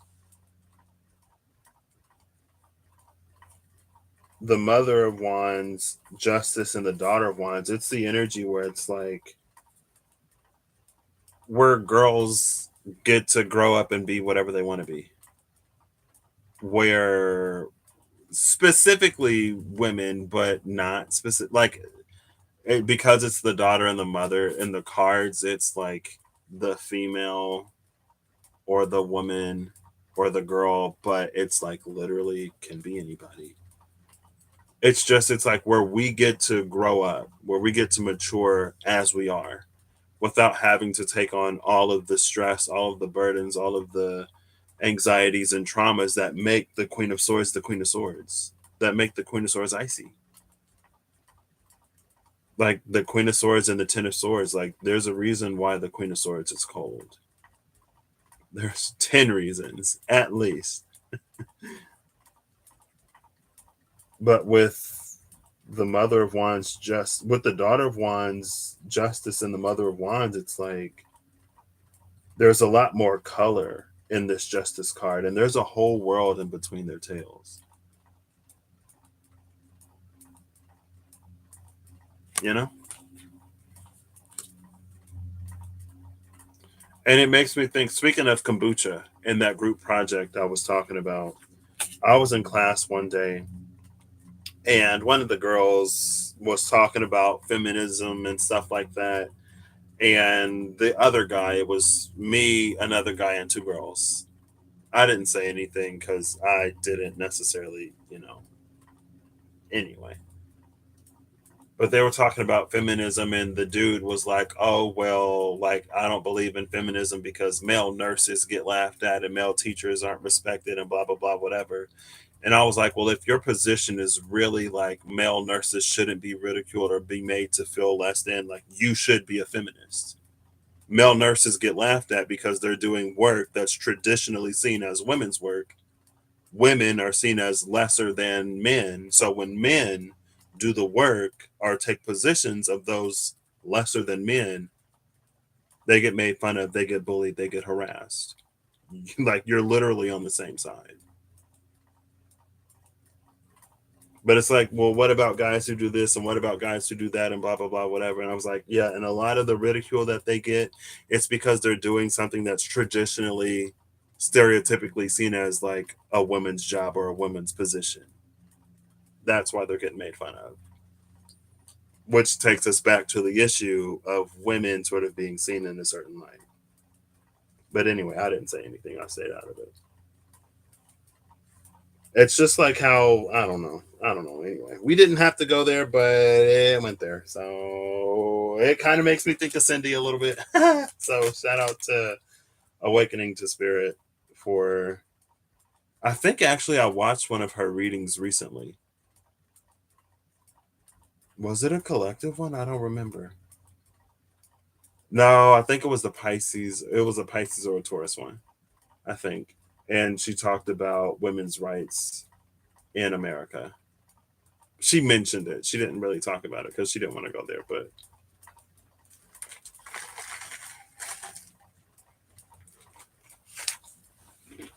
and again, that's this energy. It's kind of sort of this energy. It's a shadowy Hierophant energy. It's one that will plant the seeds and create the structures, and we just have to sort of live in it and abide by it. So, as humans, we do the best we can sometimes, or sometimes we just like either we do the best we can, or we're just like not aware of the things that we're not aware of. We weren't aware of the things that we weren't aware of, but we are now. That's why the bird is here. That's why things are changing. That's what the Mother of Wands is going to give to the Queen of Swords.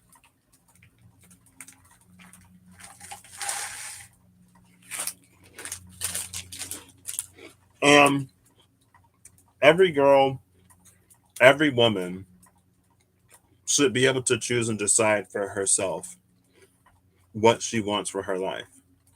So if she wants to be a housewife, she should be able to. If she doesn't want to be a housewife, she should be able to. And all choices should be respected, right?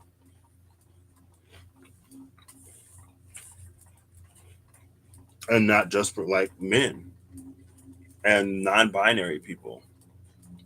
We should be free to live the lives that like we want without hierarchies and pressures and like different kinds of stuff saying like, well, this is more valuable than that or that's less and blah blah blah whatever. Like there's nothing wrong with difference. There's nothing wrong with variety. There's nothing wrong with diversity. Humanity is the one that sort of had the problem with valuing people. There's nothing wrong with separation, but people haven't been great at dealing with it historically.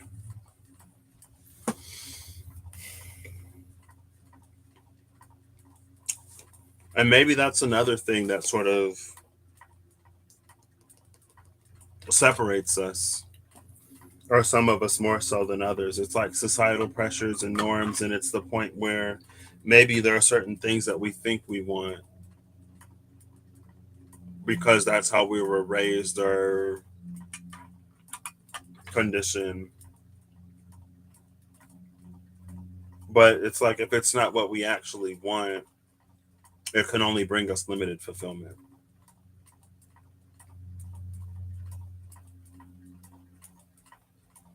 And so sometimes we cheat ourselves by falling into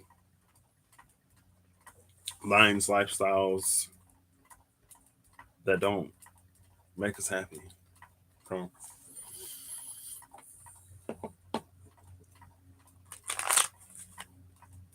yep, it's the electric seed year for another month and a half. I think July 26th is the start of the Mayan calendar. So we're nearing the end of electric seed year. I don't know what the next one is, though. Oh, look, there's that protection. Protection just flipped out again in reverse. Oof. This is treadle. Elks in reverse is treadle. Treadle I actually saw when I was flipping through looking for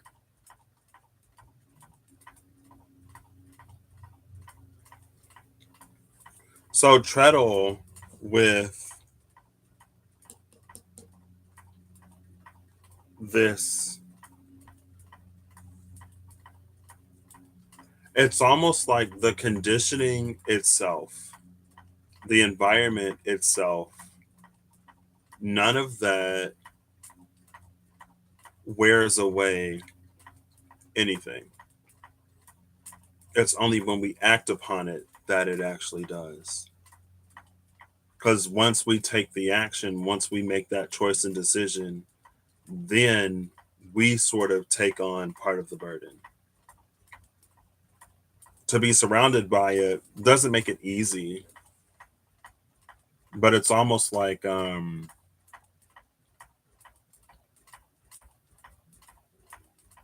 it's like it doesn't matter, going back to the Seven of Swords, it doesn't matter how many times you get the urge to steal something or take something. It's not until you actually take it that now there's a problem. Now you have transgressed, and now justice has to come in and balance, or judgment has to happen, or whatever.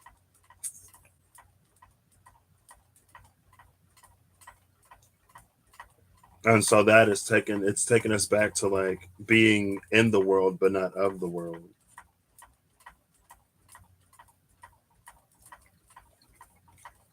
Anwar is at the top of the deck. Willful resistance. It's that willful resistance that reduces protection. It's the willful resistance that makes us vulnerable.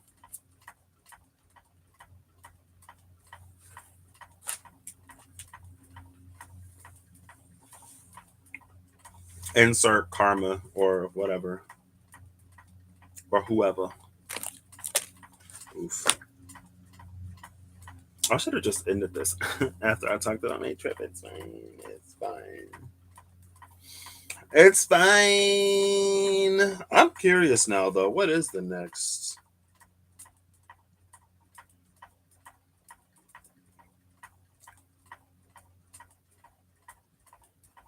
I do not know this person.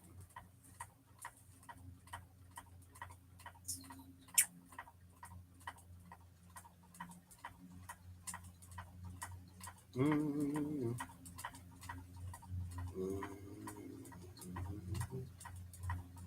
Mm-hmm.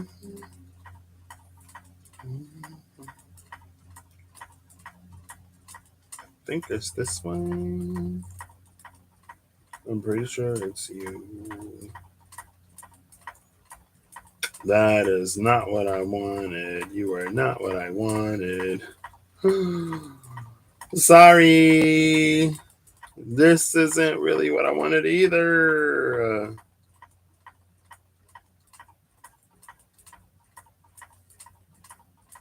Where is this? Oh, wait. Is it up here? Oh, I have to scroll down. LOL. This is what I wanted. Yeah, this is what I wanted. Excuse me.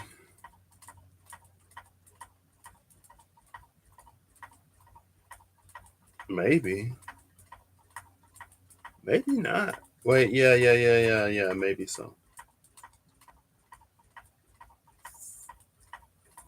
I think that's Red Serpent, maybe next. Here we go. Nope. It's red. Next is red. It might be Red Serpent year. It might not be. I ain't been in the Mayan calendar in a hot minute. But if I put in July, I'm pretty sure it's July 26th is the start of New Year.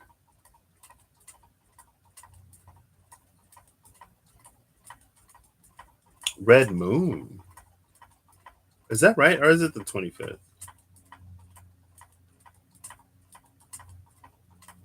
Moon 1, day 1. Are we going to be in a red moon year? Oof. Yeah. It's going to be the year of the red moon.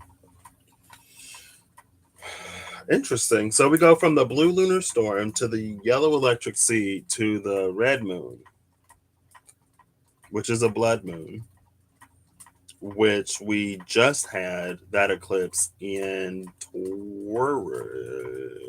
No, Scorpio. Scorpio. Right, because that's a full moon lunar eclipse. So yeah, the lunar eclipse in Scorpio. It's gonna be the energy for the next astrological year, potentially. Or not astrological year, the next Mayan year. So interesting. Okay. And the South Node is gonna be in Scorpio for all of the year, maybe? I think for most of the time we're gonna be in red moon. The South Node is gonna be in Scorpio, where we had that full red moon lunar eclipse. So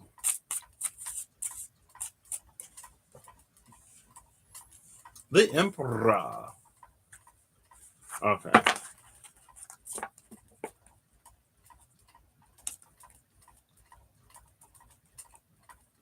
It's gonna be interesting. Just when you thought it might be over. Maybe not. Maybe so. Who knows? Don't ask me, because I don't know.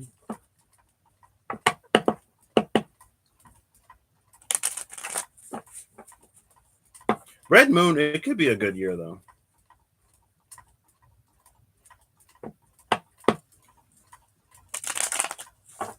Interesting.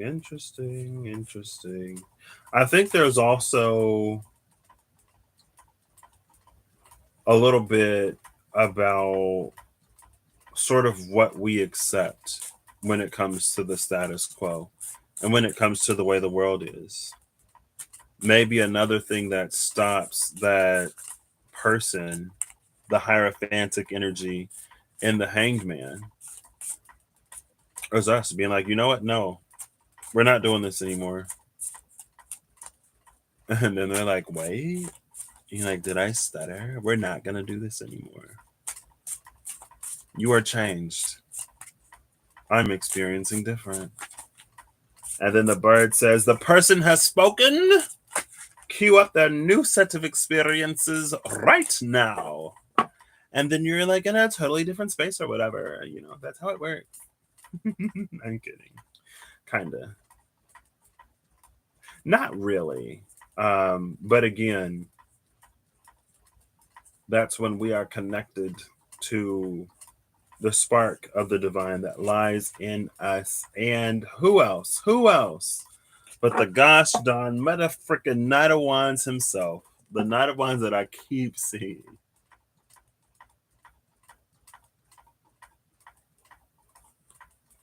The bottom of the deck is that Eight of Pentacles with the Six of Cups behind it.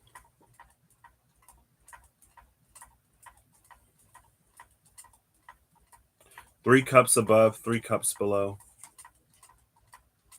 And then behind this is the Ace of Spades with that bird.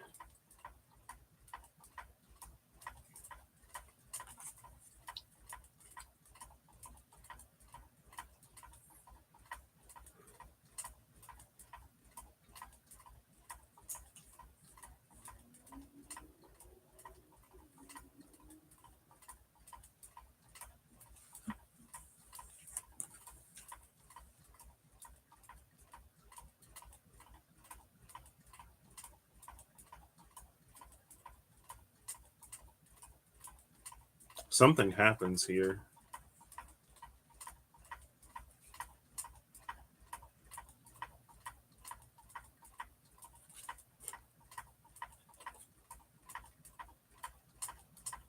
This horse, this is very Joan of Arc almost. Well, the beginning is kind of Joan of Arc.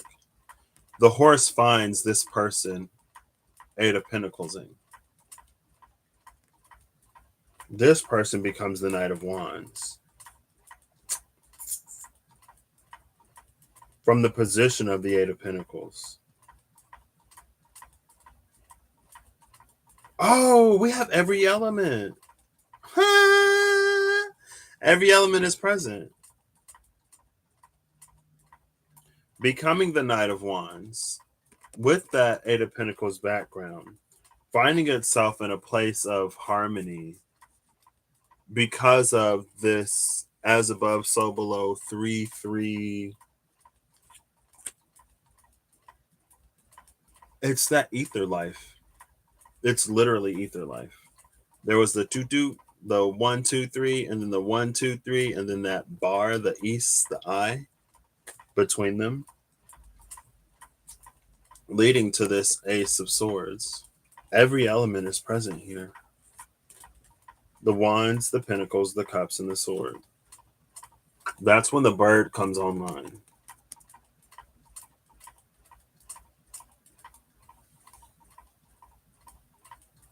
But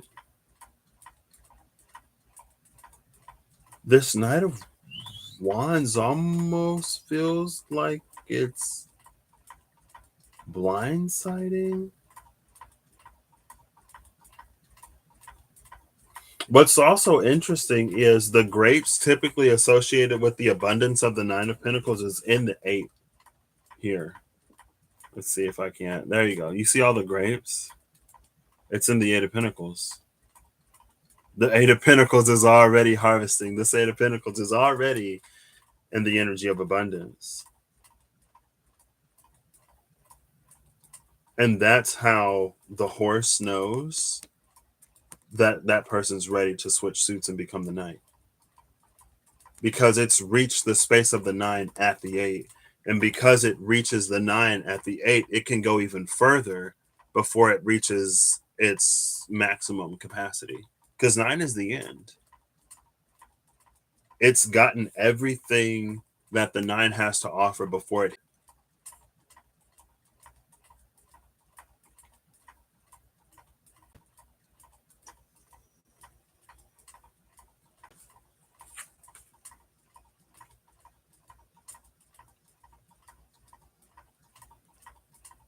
Also, is that a little bit of purple on the horse? Is that a little bit of purple? Matching the grapes on the chest right there. Oh, look. The grapes that person see, I don't see that this changes things. Because I was originally seeing it as this horse, like this person is out in the field and all of a sudden the horse rides up and they're like, whoa, don't trample on my grapes, bro. But now it's like that's like the core of the horse, the heart of the horse. He's holding the grapes. So he's actually been working towards cultivating, reaching this point. And then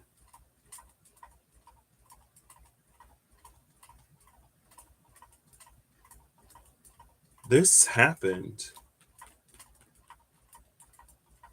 It's recognized. He is not only recognized by the horse, but by whoever this is.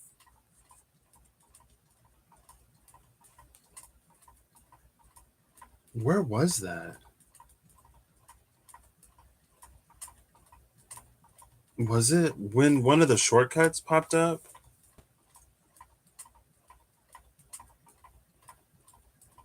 I don't remember if it was when a shortcut popped up or not. It feels like that happened a minute ago, though. Or maybe it didn't.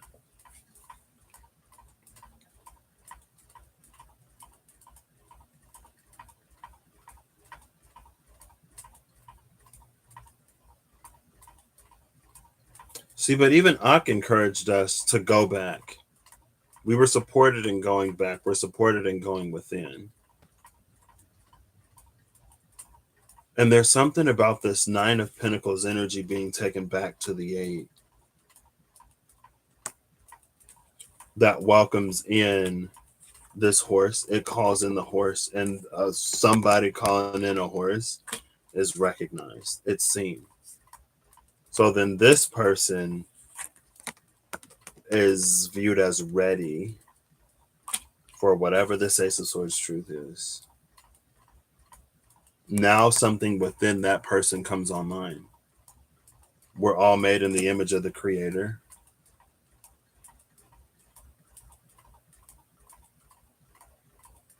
And again, every suit is present. That's magician energy.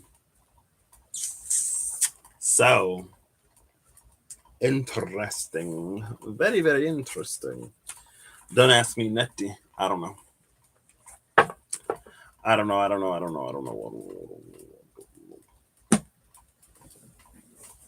It is interesting though. So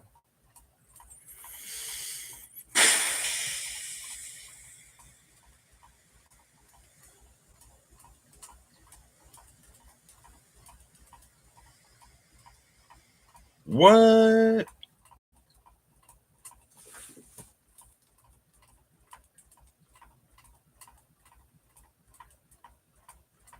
All the sites are defunct.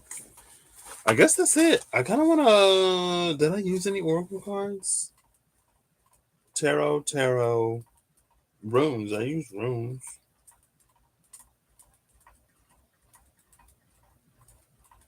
I just want to finish it with an oracle.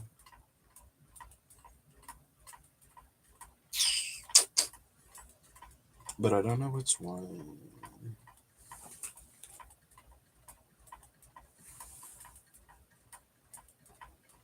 I guess I don't need it. That's what I got. This was interesting. I hope you have a good whatever whenever you see this. I hope you're acting in alignment to make all that you wish to experience your reality.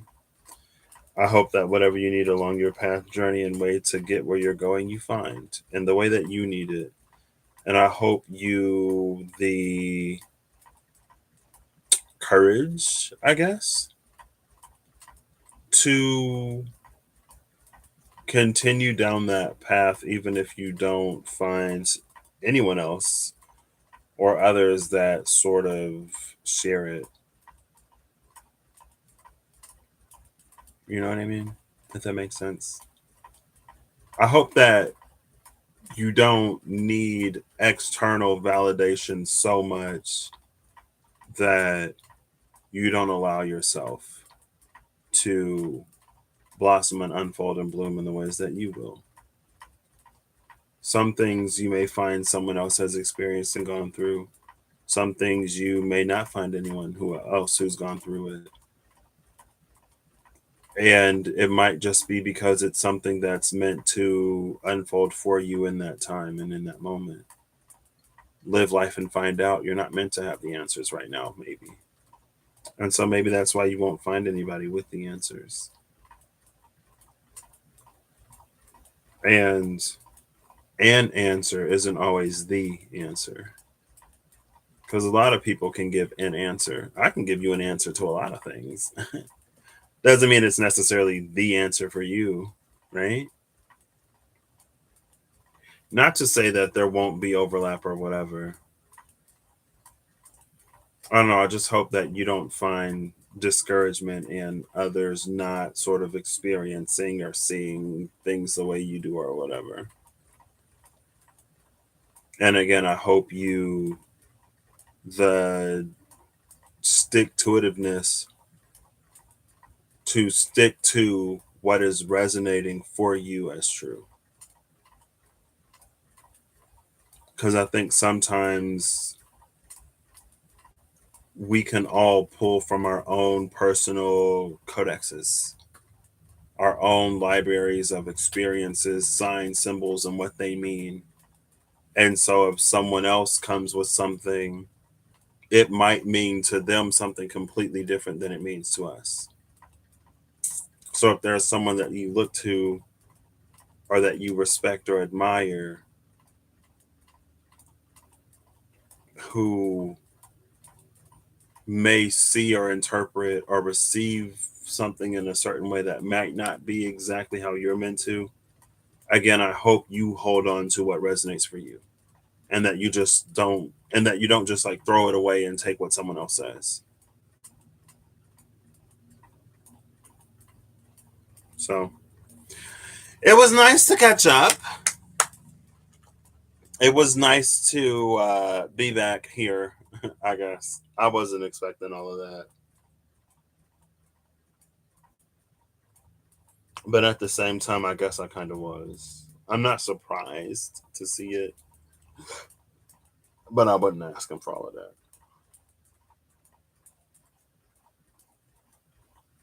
And so I guess I'm done. I kind of don't want to go. It's only been 2 hours.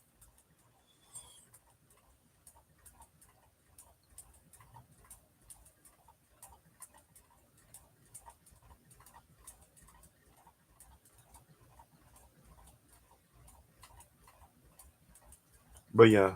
Oh, okay.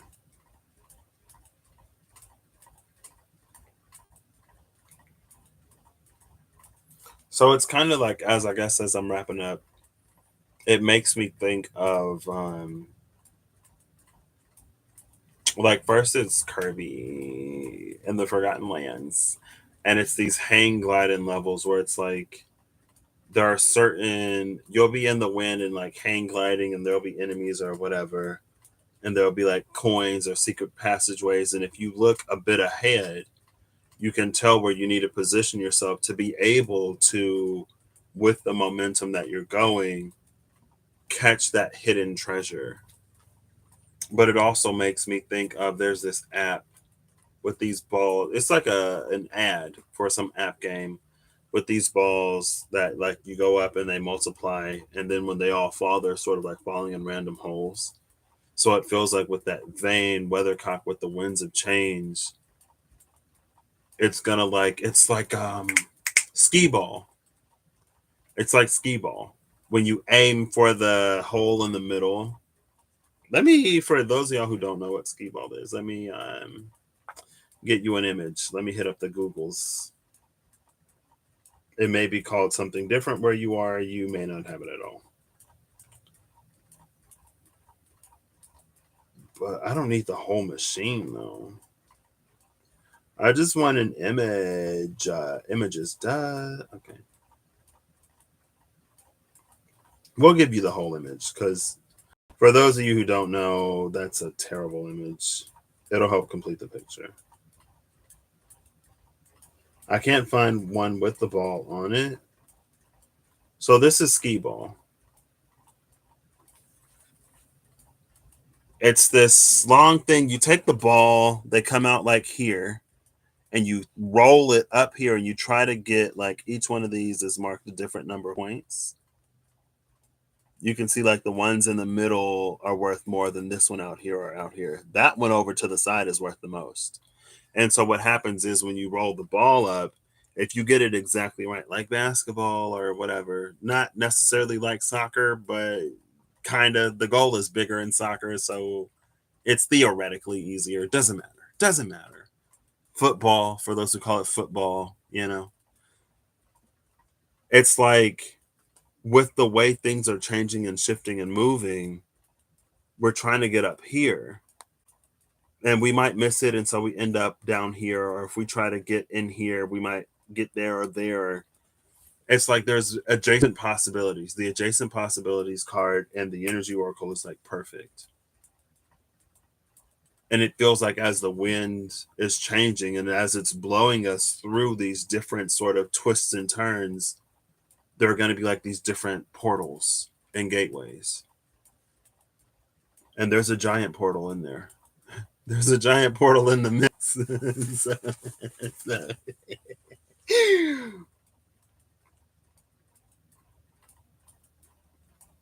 And that makes me think of the shortcut.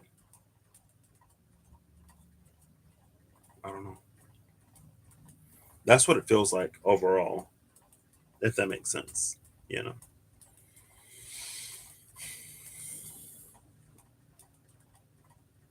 Oh, the number syncs with the 10, the 40, and the 30. Yeah, there you go. You know, Russ will get me to pull an oracle. I don't know what to pull though. I really can't think of anything.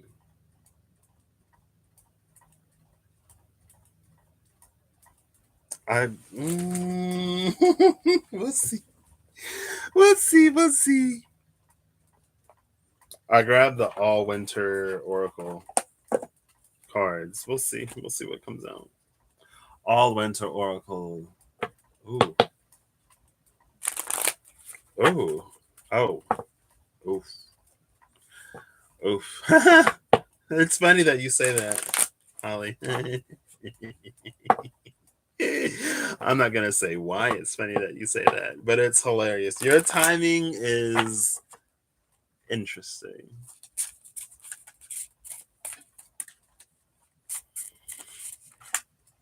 Oh, that's a lot. That's a lot.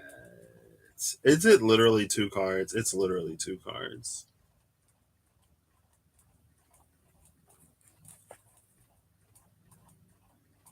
This is a card I haven't seen yet.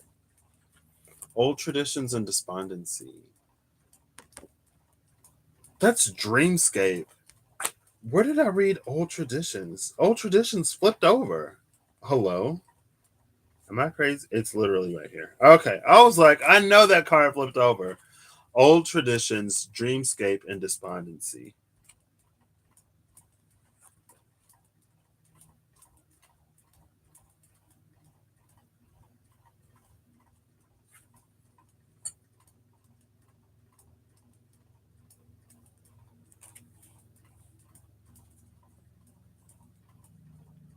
Bottom of the deck is Baby.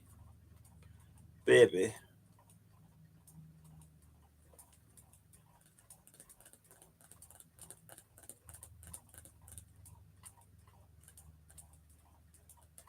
It just feels like we're in a time of maturation. Again, going back to the Eight of Pentacles and the Hangman being in like being that energy of like we work, we work, we work, we try to do, and then we hit a roadblock. But that roadblock being removed. Um, in another way, it's like the old traditions hold. It's almost like they hold truths that we've forgotten, but also it's like these truths don't translate, like we can't translate them modernly because there's like we're so out of touch with this despondency. Again, going back to like the live life and find out, it's like we don't really have a touch point to contextualize this in a way that really truly reflects what it is. And that's why we need to be open to being expanded and open to experiencing new things and different perspectives and stuff like that. That's why we need to like broaden our horizons and our vocabularies so that when the high priestess speaks to us, we understand it.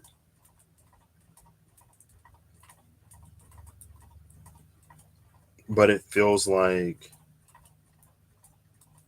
again, it's like there's a time when we were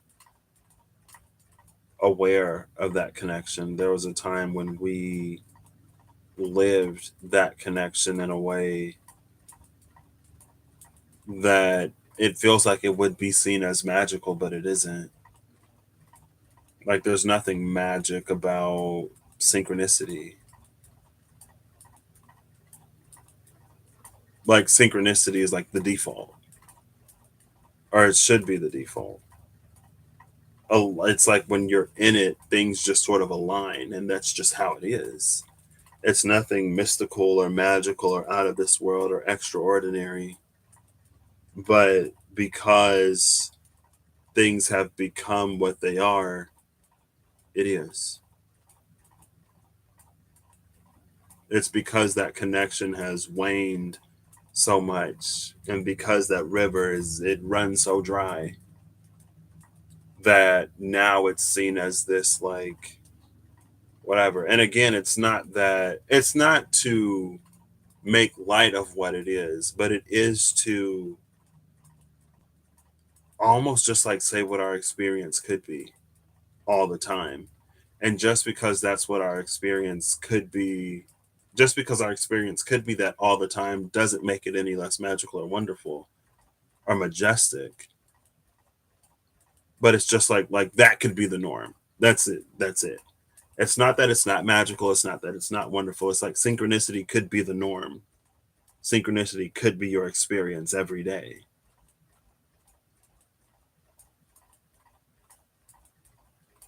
But something has happened to sort of pull us apart from that, to where we might experience it in moments. It's a lot more fleeting than it need be. I don't know. Connect back with that universal witness. Turn on that eye when the bird is watching what you watching and seeing, and you like, bird, you see that? And bird is like, yeah, I saw that. We ain't doing this. Like, nah. And you like, yeah, you right. We ain't doing this. Let's put a stop to this. Let's switch this up. And then, oh my gosh, synchronistically, like it just magically happens. What? It's called communication, Henny. I'm just sorry. Anyway, communication was the card at the top of the deck when I pulled this out. Before I shuffled. Anyway, the bottom of the deck was baby. Um, so that's what the oracle cards had to say. I will see you all soon. Oh, why did I say that? Why do I feel like saying see you soon? Maybe because I'll be live tomorrow. I mean, I don't necessarily plan on being live tomorrow. That's weird. Maybe I'll see one of you soon. I don't know. Kizzy Cat is the gateway meetup. We are each other's gate. Well, I don't know if I was her first, but she was mine. So, with all that being said, again, I wish you the absolute best of whatever, whenever. Um, and I hope that these coming times,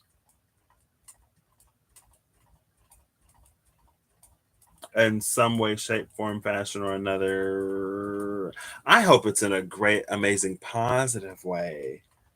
They get you going where you want to be.